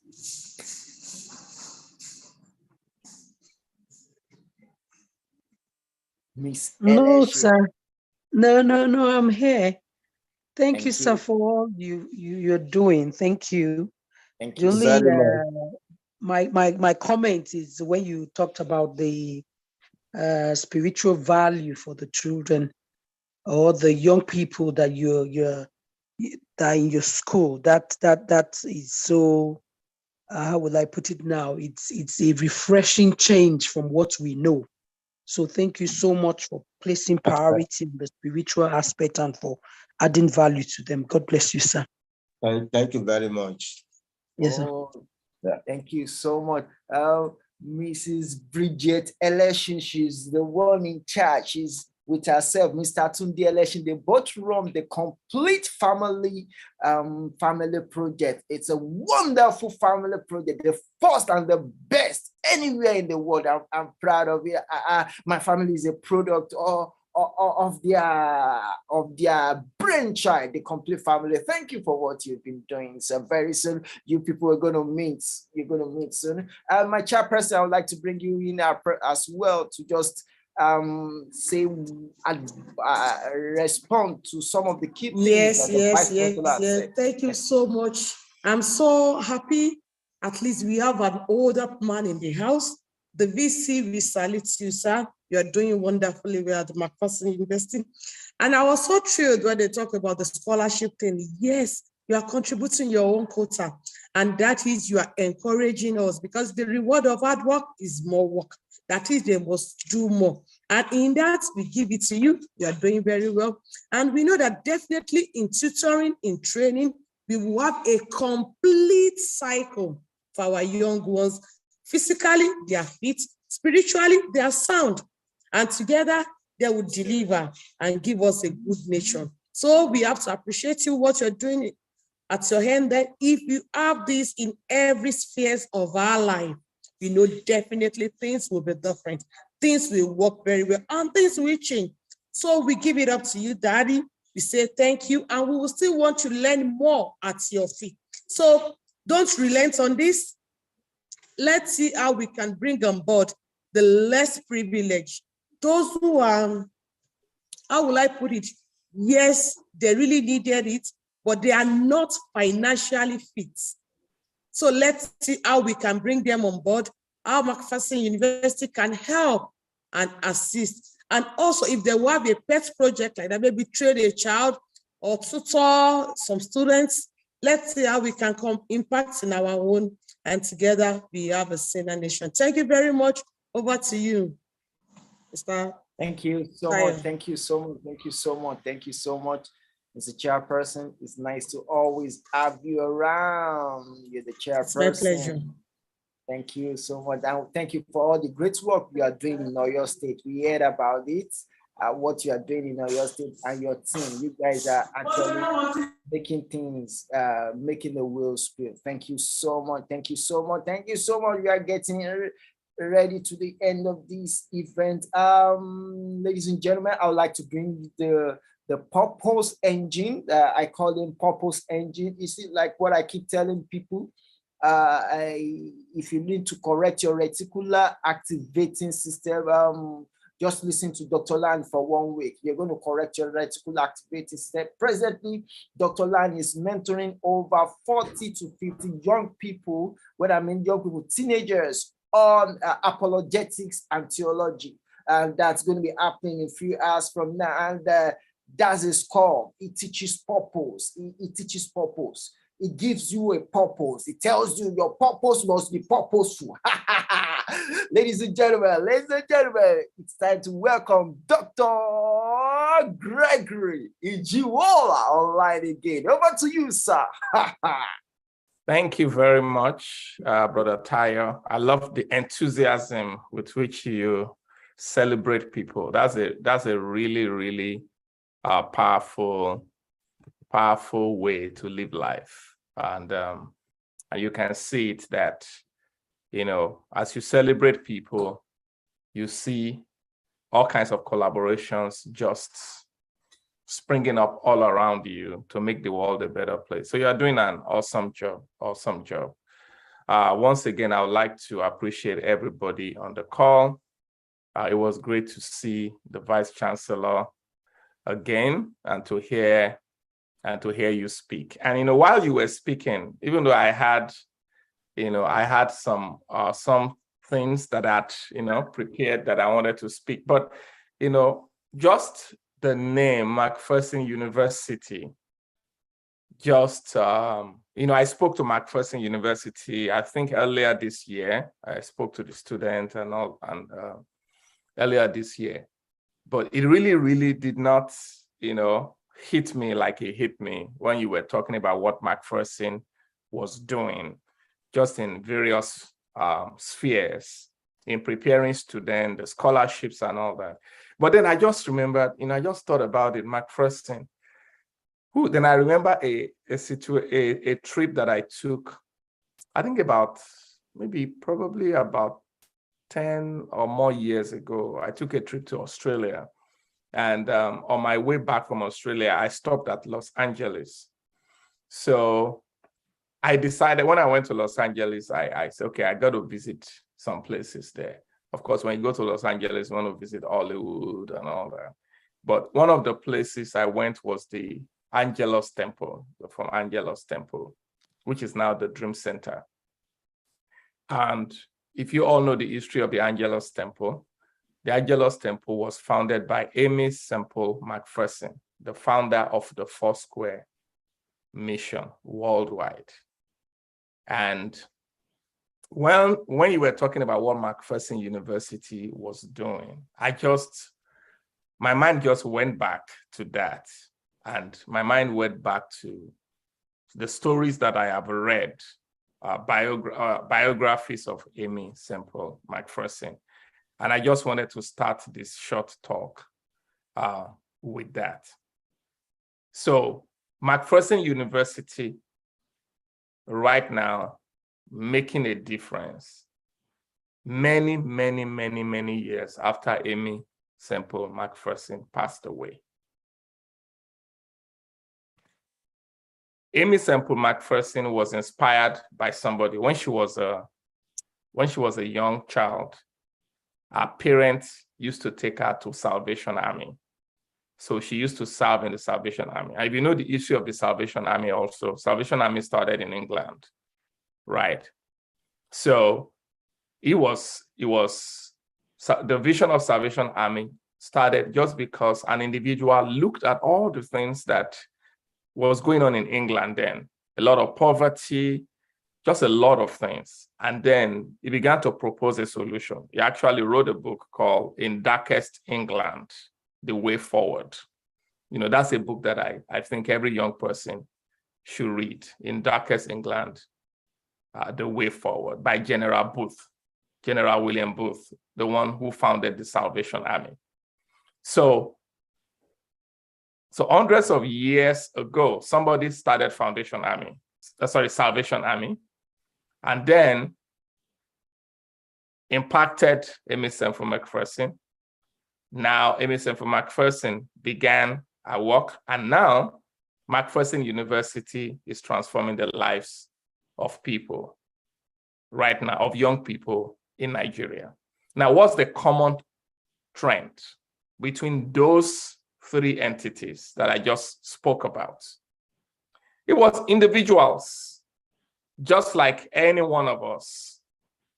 They were young, they had their weaknesses, they lived at a time where many of the things that we have right now, was not present. Technology was not as developed, but it was something that was developed in their lives. And that's why they left a lasting legacy. And that thing that was developed in their lives was what we call purpose, what we call vision.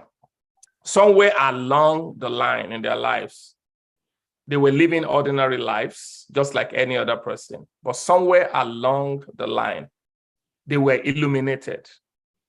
They saw something about the world that they lived in, that this world had something missing. They saw something missing in their world. And then they saw something within themselves that I could do something about it. So whenever needs meet with a cause, that's when transformation begins. Needs are opportunities. All the problems that we have in our societies right now, they are opportunities. They are opportunities for waiting for people who have causes within them to meet those needs. And in doing that, make a difference, but also leave a legacy. So I want to speak to all the young people in this place, even to the older people. Look around you. Look around you. What are the problems that you see? Now, you are not able to solve all the problems, but as you begin to look more intently, more deliberately at the problems, and you don't join the rank of the complainers, as you begin to look at those things more intimately, more intensely, suddenly something will begin to rise up within you, and you begin to identify the ones that you have been designed to solve. That's why I love all those SDGs. Those SDGs, of course, they came together, to put it together. Several nations came together to put it together. One of the things that it does is that it allows you to focus and to see some of the needed things in this world. And as you focus on those things, you begin to discover that there's one part of these goals that connects with you as a person. So once you get that, if you are at that point right now, that's the first step. That is the first step to living a purposeful life. The first step is to see what is around you, what is missing around you, what are the problems that are around you. And the second step is to see yourself in one way or the other, making a difference in those areas. So now how do you move from there? How do you move from there if you're at that point where you already see something and you are not part of the complainer? And that's why I will, like to encourage you. There are a few things that you can do. And Brother Tayo represents that. You see, when you have a purpose, you have a purpose that you want to get accomplished, that is burning within you. The major vehicle to the accomplishment of that purpose is relationships.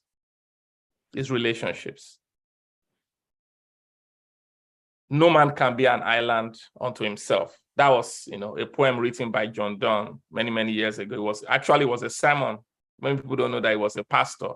He actually preached that sermon when he said, no man can be an island unto himself. In other words, another way of saying it is that there is no way that we can accomplish and achieve significance except we do it in a community of people. So that is why it is important for us to understand relationships. And based on the theme of what we're doing today, intergenerational relationships, very, very important. There's a story in the Bible, actually 2 stories in the Bible. I'll tell you the first one that most people are familiar with. As you all know, I'm a preacher, so I always bring the Bible in, no matter. It doesn't matter where I stand, whether I stand before business people and all that, I'll bring it in because I believe the Bible is it's one of the most, if not the most transformational read that the world has ever seen. And it has changed society. So 2 stories there. The one very, very popular that everybody knows is David and Goliath. In David and Goliath is a story of how the younger generation saved the older generation. Everybody in the older generation, they were shaking at their boots. But then somebody who was a young person comes up and looks at the problem that everybody was shaking at their boots at and says, why are you all afraid? Let's get this thing done. Let's get this guy out of the way. That's one of the ways that things get done. For the adult here, there are many things that we see, the older people, that we see. And because of what we have experienced, and because of where we have been, and because of what has taken place, and some of the failures that we have seen, we have become jaded. And then we don't see it so much more as an opportunity. We see those things as fixtures. We see them as just the status quo that will continue. But then a young person comes with fresh eyes and looks at the same thing and just sees it in a totally different way. And then they go for it. Now, what are we supposed to do as the older generation? We're supposed to support them.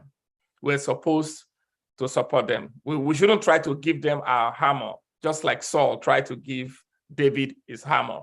We should allow them to use their slingshots. In other words, we should allow them to use what they have been trained to do. And if you're a younger one, there are things you can learn. I'm going to tell the second story, which is for the younger ones. There are things you must learn from the older generation, but don't let what you see in the older generation intimidate you. Don't let whatever has been accomplished in the older generation intimidate you.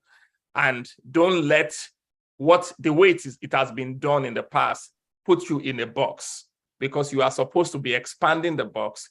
You are supposed to be advancing, the way things get done. And so you are supposed to bring fresh innovation to bring down the Goliaths in our world right now in every sphere of influence. Now, the second story is the story of a king. So Rehoboam is the name of this king. So he becomes a king. He was a young man. And then he goes to meet the elders and say, okay, I've become a king right now. How should I treat the people? So the elders advised him and said, oh yeah, this is what you should say to the people. They actually gave him an instruction. They gave him an advice, and the advice was this. They said, if you will serve these people now, if you will serve them now, they will be your servant forever. If you will speak wisely, nicely, in a good way to them, they will be your servant forever.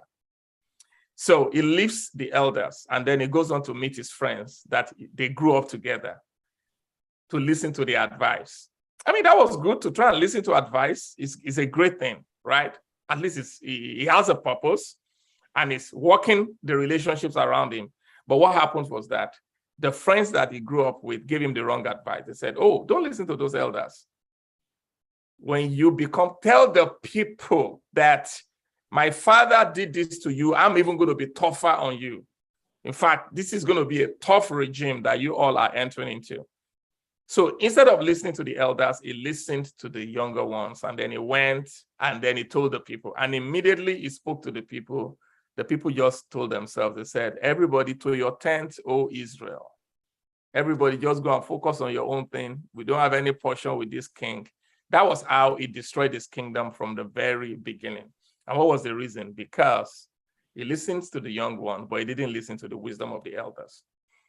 Now, the moral of those two stories that I just told you, from David and Goliath to Rehoboam the king, is this. It takes learning from both generations and taking the wisdom from each generation and throwing away the foolishness to succeed in your purpose, to succeed in what you have been placed here on this earth, and to make a difference, which is what we all are here to do. That's the rent we pay for living on this earth. Life is not in its duration, it's in the duration, but in its donation. What we do while we are here is what matters. You have to take the wisdom of both. Isaac Newton said, he said, if I have sinned further, it is because I stand on the shoulders of giants. Oh man, you don't have to start, for the younger ones, you don't have to start, again from the beginning. You don't have to reinvent the wheels. What you need to do is that you need to spend time with the elders. You need to learn from them. You need to read their stories. You need to learn from their mistakes, from their experiences, and that takes you to the next level. And at the same time, don't lose your energy, because part of what youth brings into the equation is you bring energy, you bring a fresh look, you bring innovation, and then you bring longevity. Because while the elders wrap up their game, while here, that's just when you are just beginning your game. So we need both to come together. So find your vision. Then number two, find your people. If I want to summarize it, if you want to make a difference in this world and in this area that we just talked about, find, first of all, your vision, your purpose. Number two, find your people. Find your people. Find your tribe. You will go fast if you may go fast. Let me say, you may go fast if you go alone. But if you want to go far, you have to go with people. So find your people. I encourage everyone to build relationship. It's one of the reasons why we are born into relationships, because it's essential. So you have family relationships, you have all that. So start from family, move on to different kind of relationships that begins to come around you as you go to school. On this call right now, there are different people that are speaking in here that you feel like, wow, I need to connect with Davina. I need to connect with David. I need to, I just love what they are doing. That's the way this thing works. Build collaborative relationships. And right now, because the world is flat, right? On this call right now, we have people from India, from the United States, from Canada. The reason is because the world is flat now. You understand? Before, this was difficult. But through technology, the world has become flatter. Build intercontinental relationships. Build intercontinental relationships. Build intersectoral relationship. What I mean by intersectoral relationship? Intersectoral relationships are relationships that if you are, some people are in the private sector, that's business. Some people are in the public sector, that's government. Some people are in the non-profit sector, right? Or what you would call NGO sector, right? Build intersectoral relationships, because right now everything intersects now. And whatever you want to do, anything that you want to do, you are going to need to operate across sectors. Build intergenerational relationships also.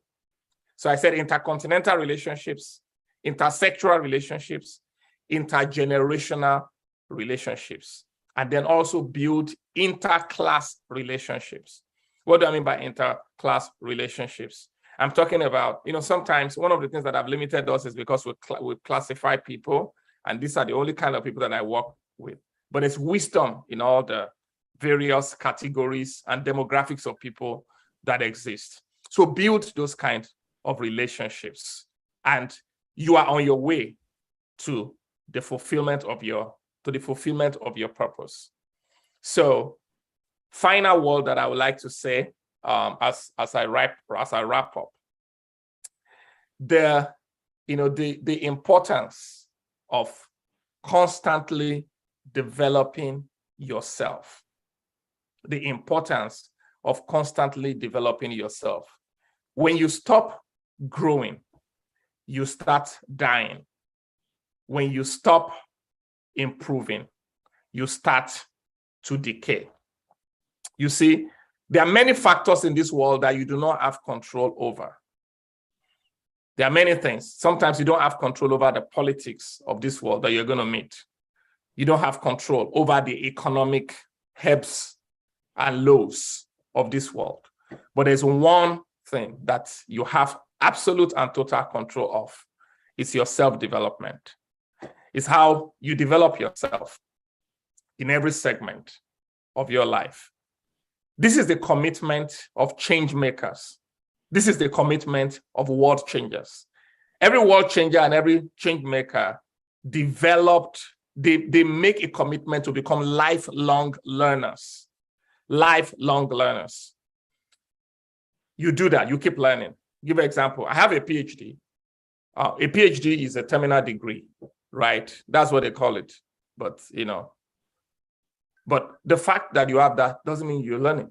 I mean, you don't continue learning. I mean, I just yesterday I was I'm doing a fellowship at the University of Chicago, and I was sitting down there yesterday.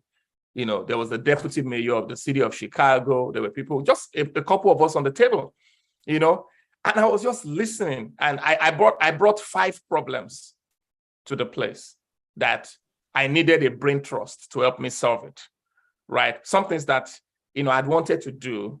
I had a landed property that had been landed there for the ministry that we have not done anything about. We're thinking of building some stuff on it.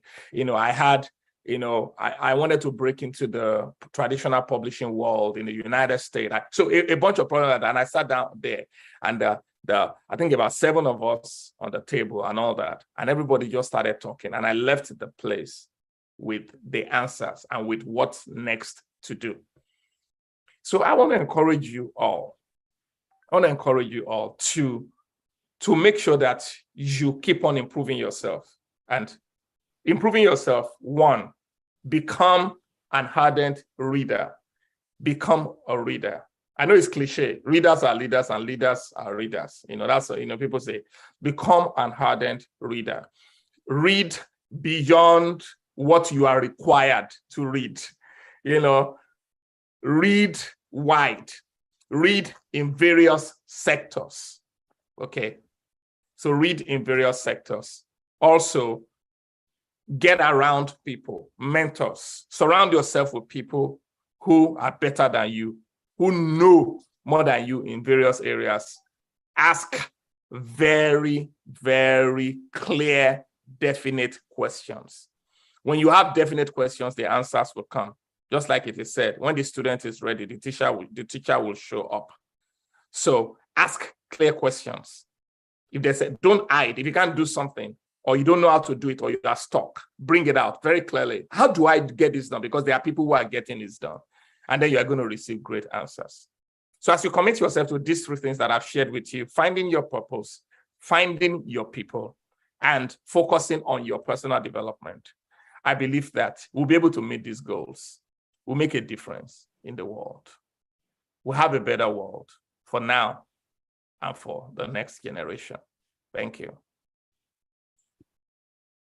Thank you. I told all of you, I prepared you, I warned you ahead that if you are going to listen to Dr. Land, you must be ready. You see, lifelong learning. Imagine Dr. Lan telling me that I still have to go and learn somewhere else. Oh, can you see that? Can you see what we're talking about?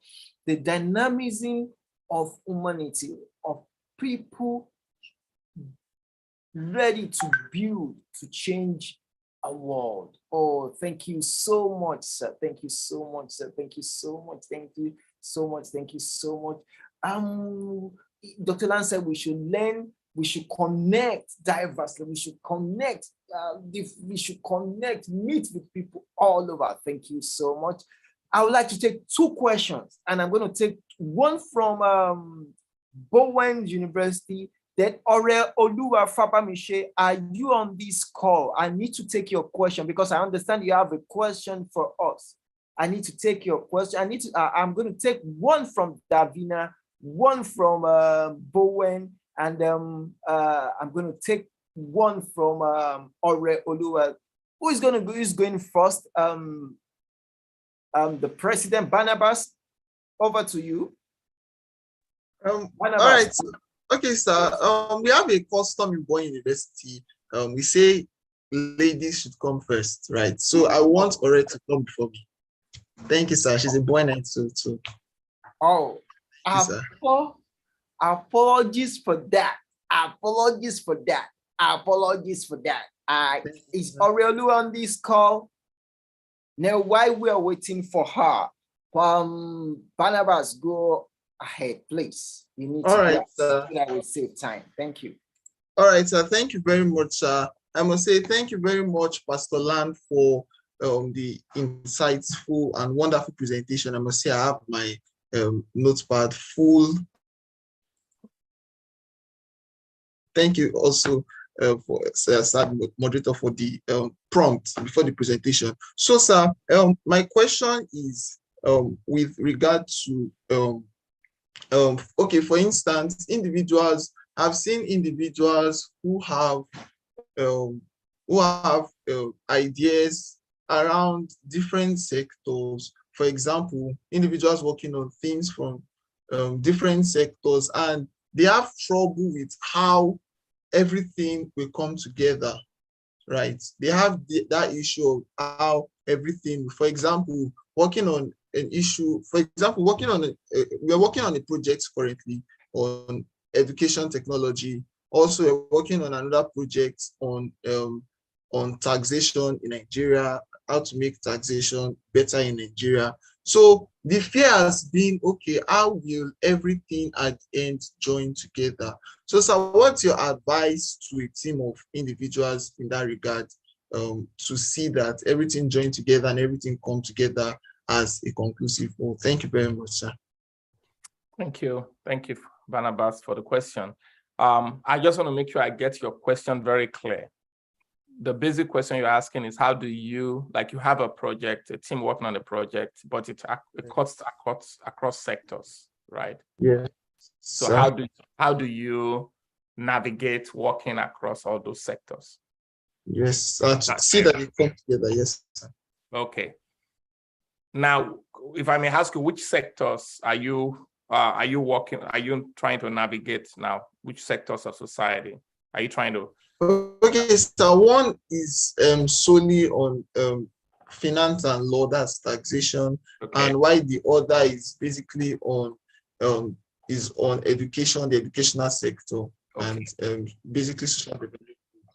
Okay, very good. Well, if you are going to do intersectoral stuff, one of the first thing you need to do is you need people on your team. I don't know the makeup of the team for the project.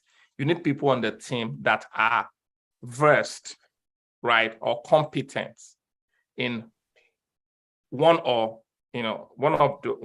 each of those sectors. So you talked about education, you talked about finance, right?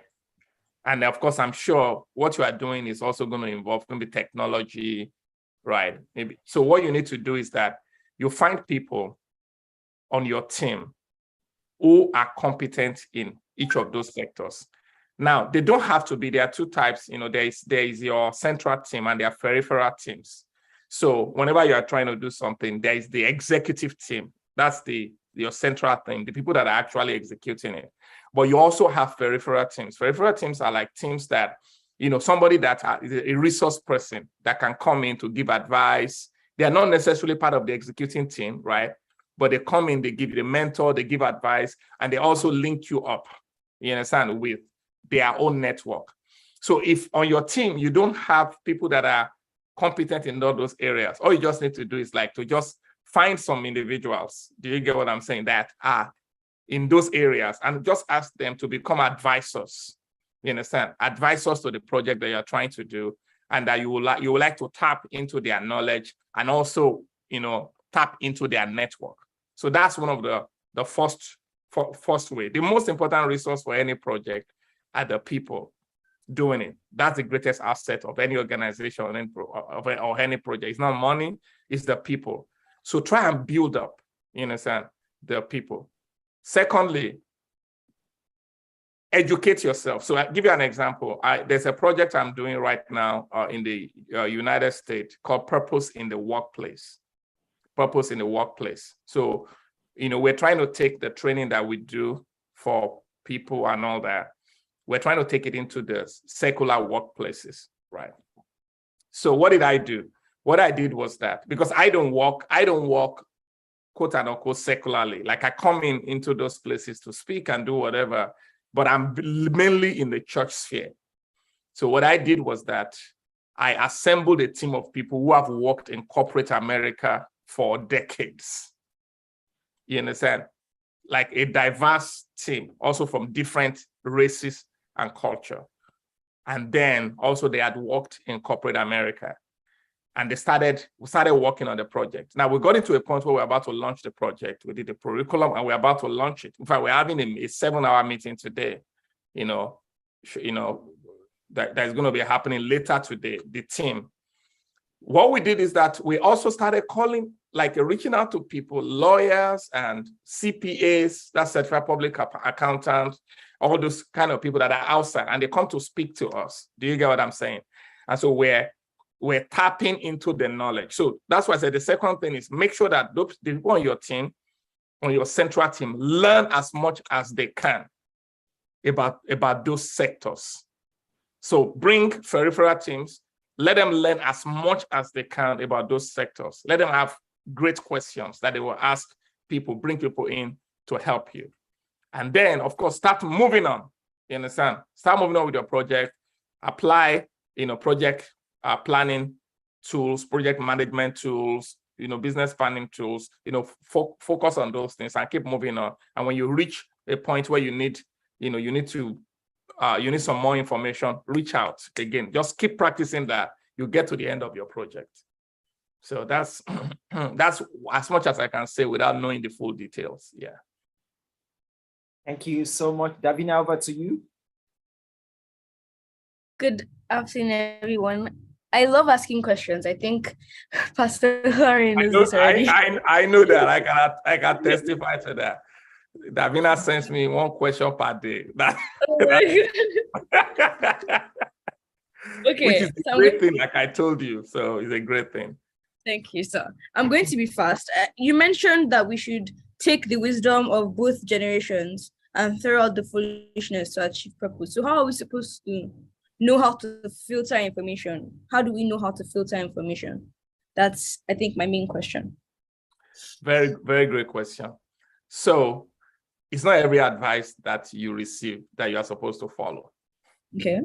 So so just understand that it's not every advice that you receive that you're supposed to follow. Secondly, some good advice, they are not for now, they are for later.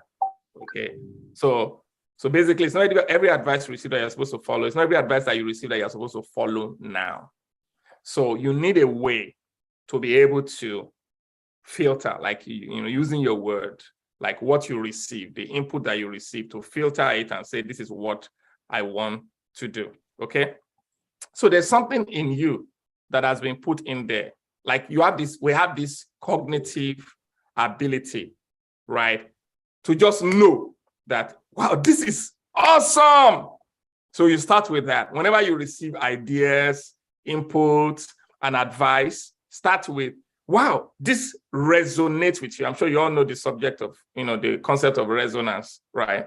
In science, resonance is when something is operating at a particular frequency, right? And then the other one start to resonate at that same frequency. And then a major force comes from that. So when you get ideas or when you meet people, do you get what I'm saying?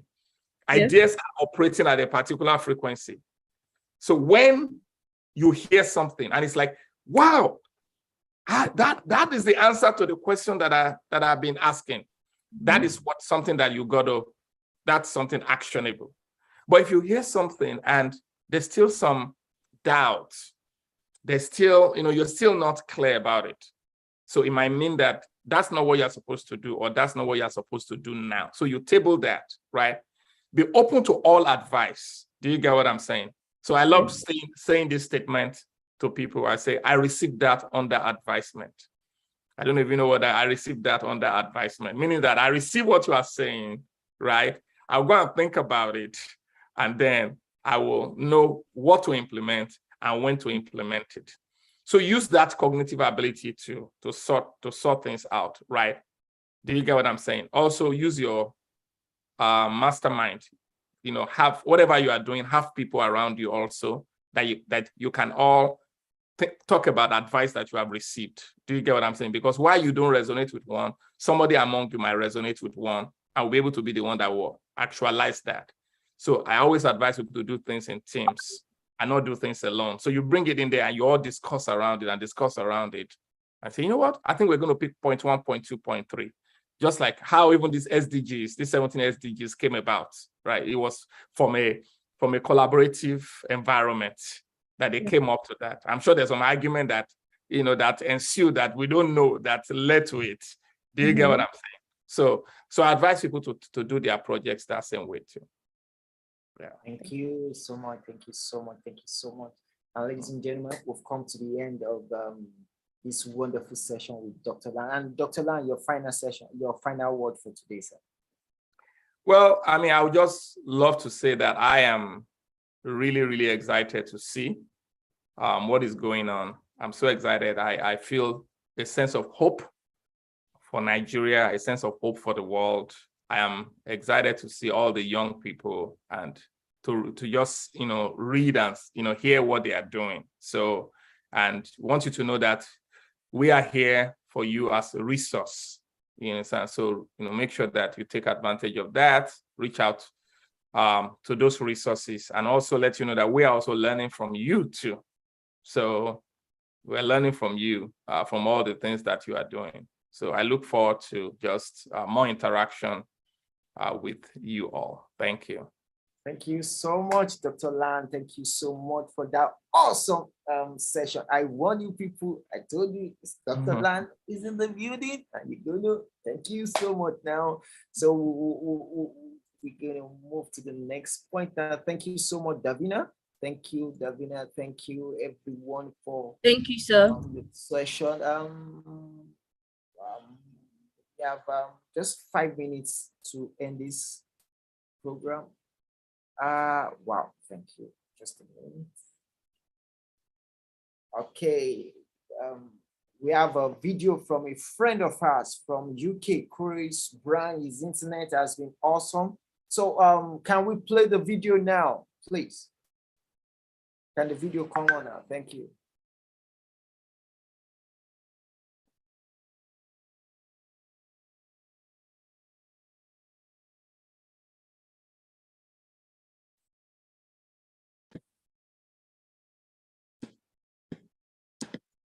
Hello, I'm Chris Brolin. Thanks everyone for having me today. It's great to speak to you. And in the spirit of International Youth Day, I'm at a music festival and I'm doing what youth do best, partying, having fun, and being a nuisance to society. I'm kidding, of course, but let's talk about how we as a species, that being young people, can evolve to maximize our usefulness to society. To give a bit of background, I'll mention what I've done to shape our culture around youth and the future. I'm 17 and an entrepreneur, business owner, and more importantly, future physicist and engineer. My story starts when I was very young and did a school project on Bill Gates. It was a basic task, but this inspired me to change the world. Simply seeing someone else making big changes made me realize we can all do them, and I wanted to, and I still want to, create something that will push the boundaries of knowledge and technological development, ultimately improving life as much and as widely as possible. And I've run a few ventures and analysed many problems, scientific and business, personal as well. And if there's one thing I've learned from my experience, it is the power of first principles thinking. If you break a problem down into its fundamental elements, they can't really be simplified anymore. And reason your way forward from logically, step by step, it's incredible how much anyone can achieve, even young people with very few resources and experience. But this applies to all generations, of course, and the results can be pretty unprecedented. The first principles thought process is common and even necessary for scientists. It's allowed humanity to develop incredibly complex mathematical methods, and the science that follows has made us specialize, industrialize, and build machines that can calculate more in a second than everyone in history combined. Send ourselves into space, landing humans on the moon and soon Mars. And any scientist will roll their eyes in whatever and say, yeah, of course, first principles thinking is important, but it's what we do. It makes me question, why is it science? Why don't we approach all problems this way? And so let's apply this thought process to a societal issue. And since it's International Youth Day, we'll do it to the youth. So the first step would be to ask, what should young people achieve? To break it down into simple abstract parts, they want to have a happy life and have the skills necessary to provide for themselves, and also work to build on an improved and exciting future. And it's obviously a complex problem to tackle, and there are many aspects to improving the happiness that we can't tackle now. But in terms of acquiring skills, this primarily comes from school. So how do we improve education? And to answer this, we have to think about the best way for students to learn information. And there's actually an answer for us in plain sight. For most of history, access to high-quality learning resources were limited to being in person with an expert in the field, like a teacher, or books which were too expensive for most and maybe non-accessible or in a different language. But now we have the internet, and with a connection covering the vast majority of people globally, even some of the poorest regions, anyone can access the information there is to know for free. For the first time, anyone can learn anything. Anyone can see inside the lecture halls of the world's leading institutions. Just take MIT OpenCourseWare, for example, and experts as well. And there are loads of carefully curated courses for any age. With the quality of resources being so high, young people can learn an order of magnitude of things that previously and truly become skills at that thing. So why haven't schools changed to integrate online resources, to have curriculum structured around incredible courses made by teams of people that no teacher can replicate, no matter how incredible they are?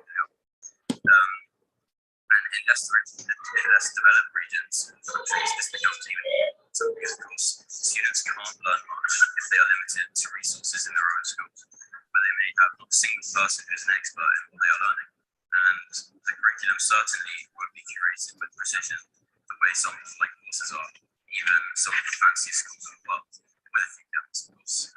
So I've spoken to some people in the UN on how to implement this integration of online resources into physical schools, and it seems this is the most obvious way to immediately improve education for millions, and to improve the quality of life for the youth, but in the future as well, to actually millions by significant jump. Imagine a world where the majority of graduates with real skills, where they are excited about what they've learned, and where they can use their skills to shape the future, in comparison to today, where graduating school with impressive skills really is a minority and isn't cheap. And with today's theme, this is also the best way to improve intergenerational solidarity, because it's hard to teach people to respect one another. So as youth, it's our job to show who we are and prove that we deserve respect from our elders. And with that, as a youth about to do youthful things in a youthful place, thank you very much for being here today, and let's live long and prosper. Okay, thank you so much. Thank you so much. Thank you so much. Thank you so much. We've come to the end of this wonderful event. Thank you so much. Thank you so much. We're grateful. We have a lot. My chairperson, are you still online? That person. Yeah. Thank you so much. Your final word, because we are rounding up. Oh, Pastor Olumide Ajigimi is here. Thank you, Pastor Olu. So sorry, I'm just getting to see you more. Thank you. And Anna Brolin is just here. Mr. Tunde Election, thank you. Mr. Damilola Francis from Macpherson's University, thank you so much. Thank you so much. Thank you so much. Thank you so much. Aurelia, can you still just say you just 1 minute so that we can round up this wonderful event? Our time is first spent. Thank you so much. Thank you. We've come to the end of this. Your final word, my chairperson, so that we can round this event up. Thank you.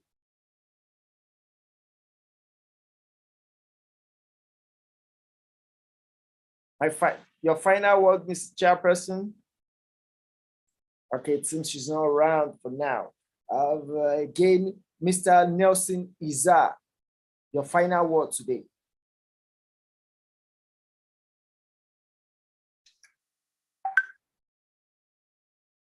All right, thank you so much. So I'll take the word from Ralph Waldo Emerson. He said the word belongs to the energetic. The world belongs to the youths, and we are the youths. We just need to just go out there, make the difference, and do what is right. So thank you everyone for the opportunity, and thank you, Mr. Tayo. Thank you, co-speakers. It was worth it. Thank you so much. Thank you so much. Aurelia, are you ready now? Your final word. Aurelia, are you ready now?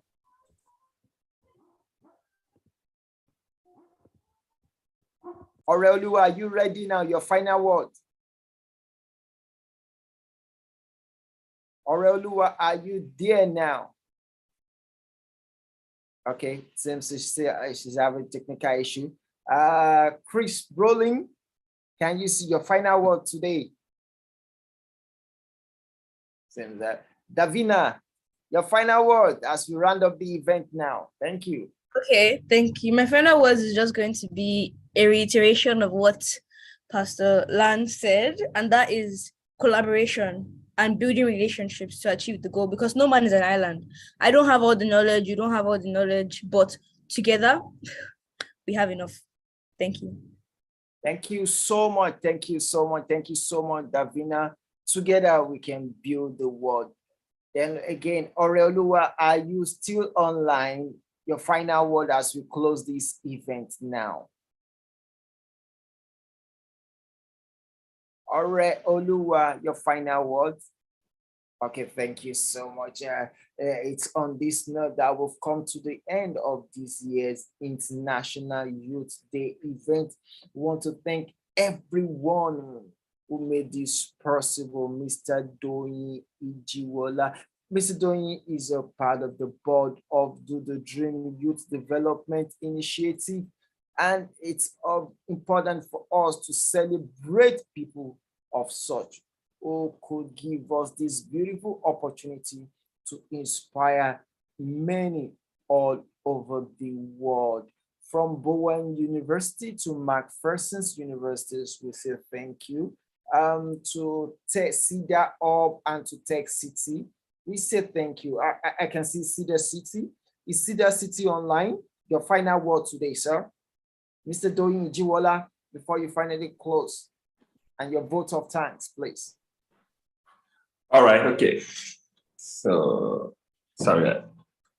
All right, so it's been a great honor to be part of this project, to work from the background, and to listen to many wonderful presentations, ideas shared, collaboration, everything. So I want to thank everybody who showed up, who stayed through. Thank you for coming. We look forward to more of such. And I hope you're taking something away from this, and you're going to implement it. And you're going to make things happen. Like Dr. Lance said, you don't have to do the big thing. Look for the small needs, collaborate, and solve them. It's the small parts that form the big movement that we see all over. So cheers to everyone. Have a wonderful time wherever you are. All the best. Thank you so much, Mr. Doyin Ijiwola, for that submission. I love it. Thank you so much. Thank you so much. Thank you so much. And we have beautiful people online as well. Thank you. Awesome people. The bridge. Barnabas from Bowen. Bowenite, you are representing Bowen. Okay, your final word. We started this project together. Yeah, Barnabas, your final word as well. All right. My final word will be that of Miss Anne Rachel Amy. She was my mentor at the ITU Generational Summit Conference at Rwanda. She advised us and she said, in everything you do, the first question should be, for what use is it to the society? She said, think giving back to in whatever you do. And she said, we, the people, should be your mentality. We, the people, be change makers and make the difference. Thank you very much. Beautiful, beautiful, beautiful. We the people, we the people, we the people. Thank you so much. Then I have this wonderful lady I would love us to hear today, but technology is actually doing some wonderful thing. Oreoluwa Fabamishe, can you unmute yourself and just say your final word? Unmute yourself now. She's a Bowenite and she's a legend. This lady brought a theme from United States to Bowen, and that's why we're so concerned about our energy, our passion is awesome. Ladies and gentlemen, Oreoluwa, we're calling you again. Please, can you unmute yourself so that you can give your final word now? Unmute yourself and give your final word now. The time is fast spent. We are 4 minutes behind I add now. And rather. Okay, can you do that now? Or technology as a way of doing this thing. Technology. Technology.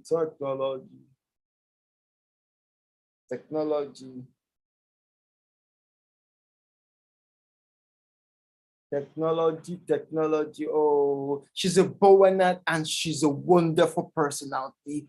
I will listen to our video earlier. Okay, maybe this is what we're going to do. Mr. Doyin Jiwala, please can we close the session with Oreoluwa Fabamishe's video again? I want the world to see who this lady, what she's. Okay, she's raising up her hand. Okay, go ahead. Thank you. God bless you. Thank you. Go ahead.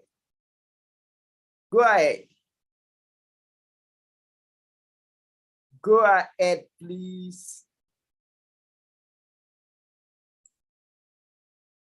Go ahead.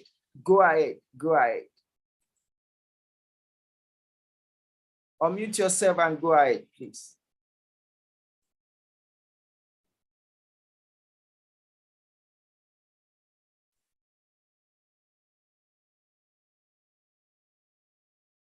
Unmute yourself and go ahead. So she has a comment on the chat box. What's she saying, please? Okay, should I read a comment out? No, I'm seeing it. Okay. Thank you. Right. All right. Please let us have the video, please.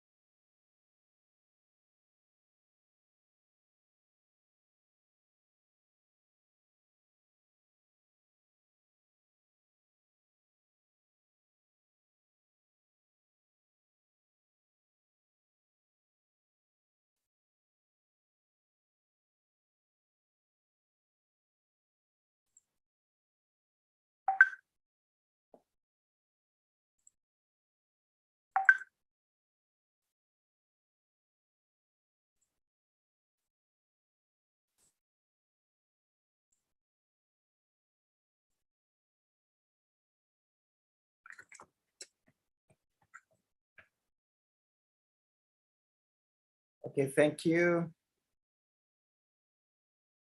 I thought we are playing the ORS video. So we've actually come to the end of this event. We just want to, okay, now let's go.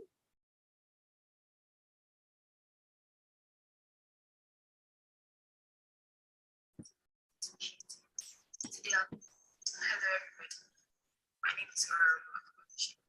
I'm a student of Boy University. Today I'd like to speak on ideas empowerment in some SDG achievement and why engagement.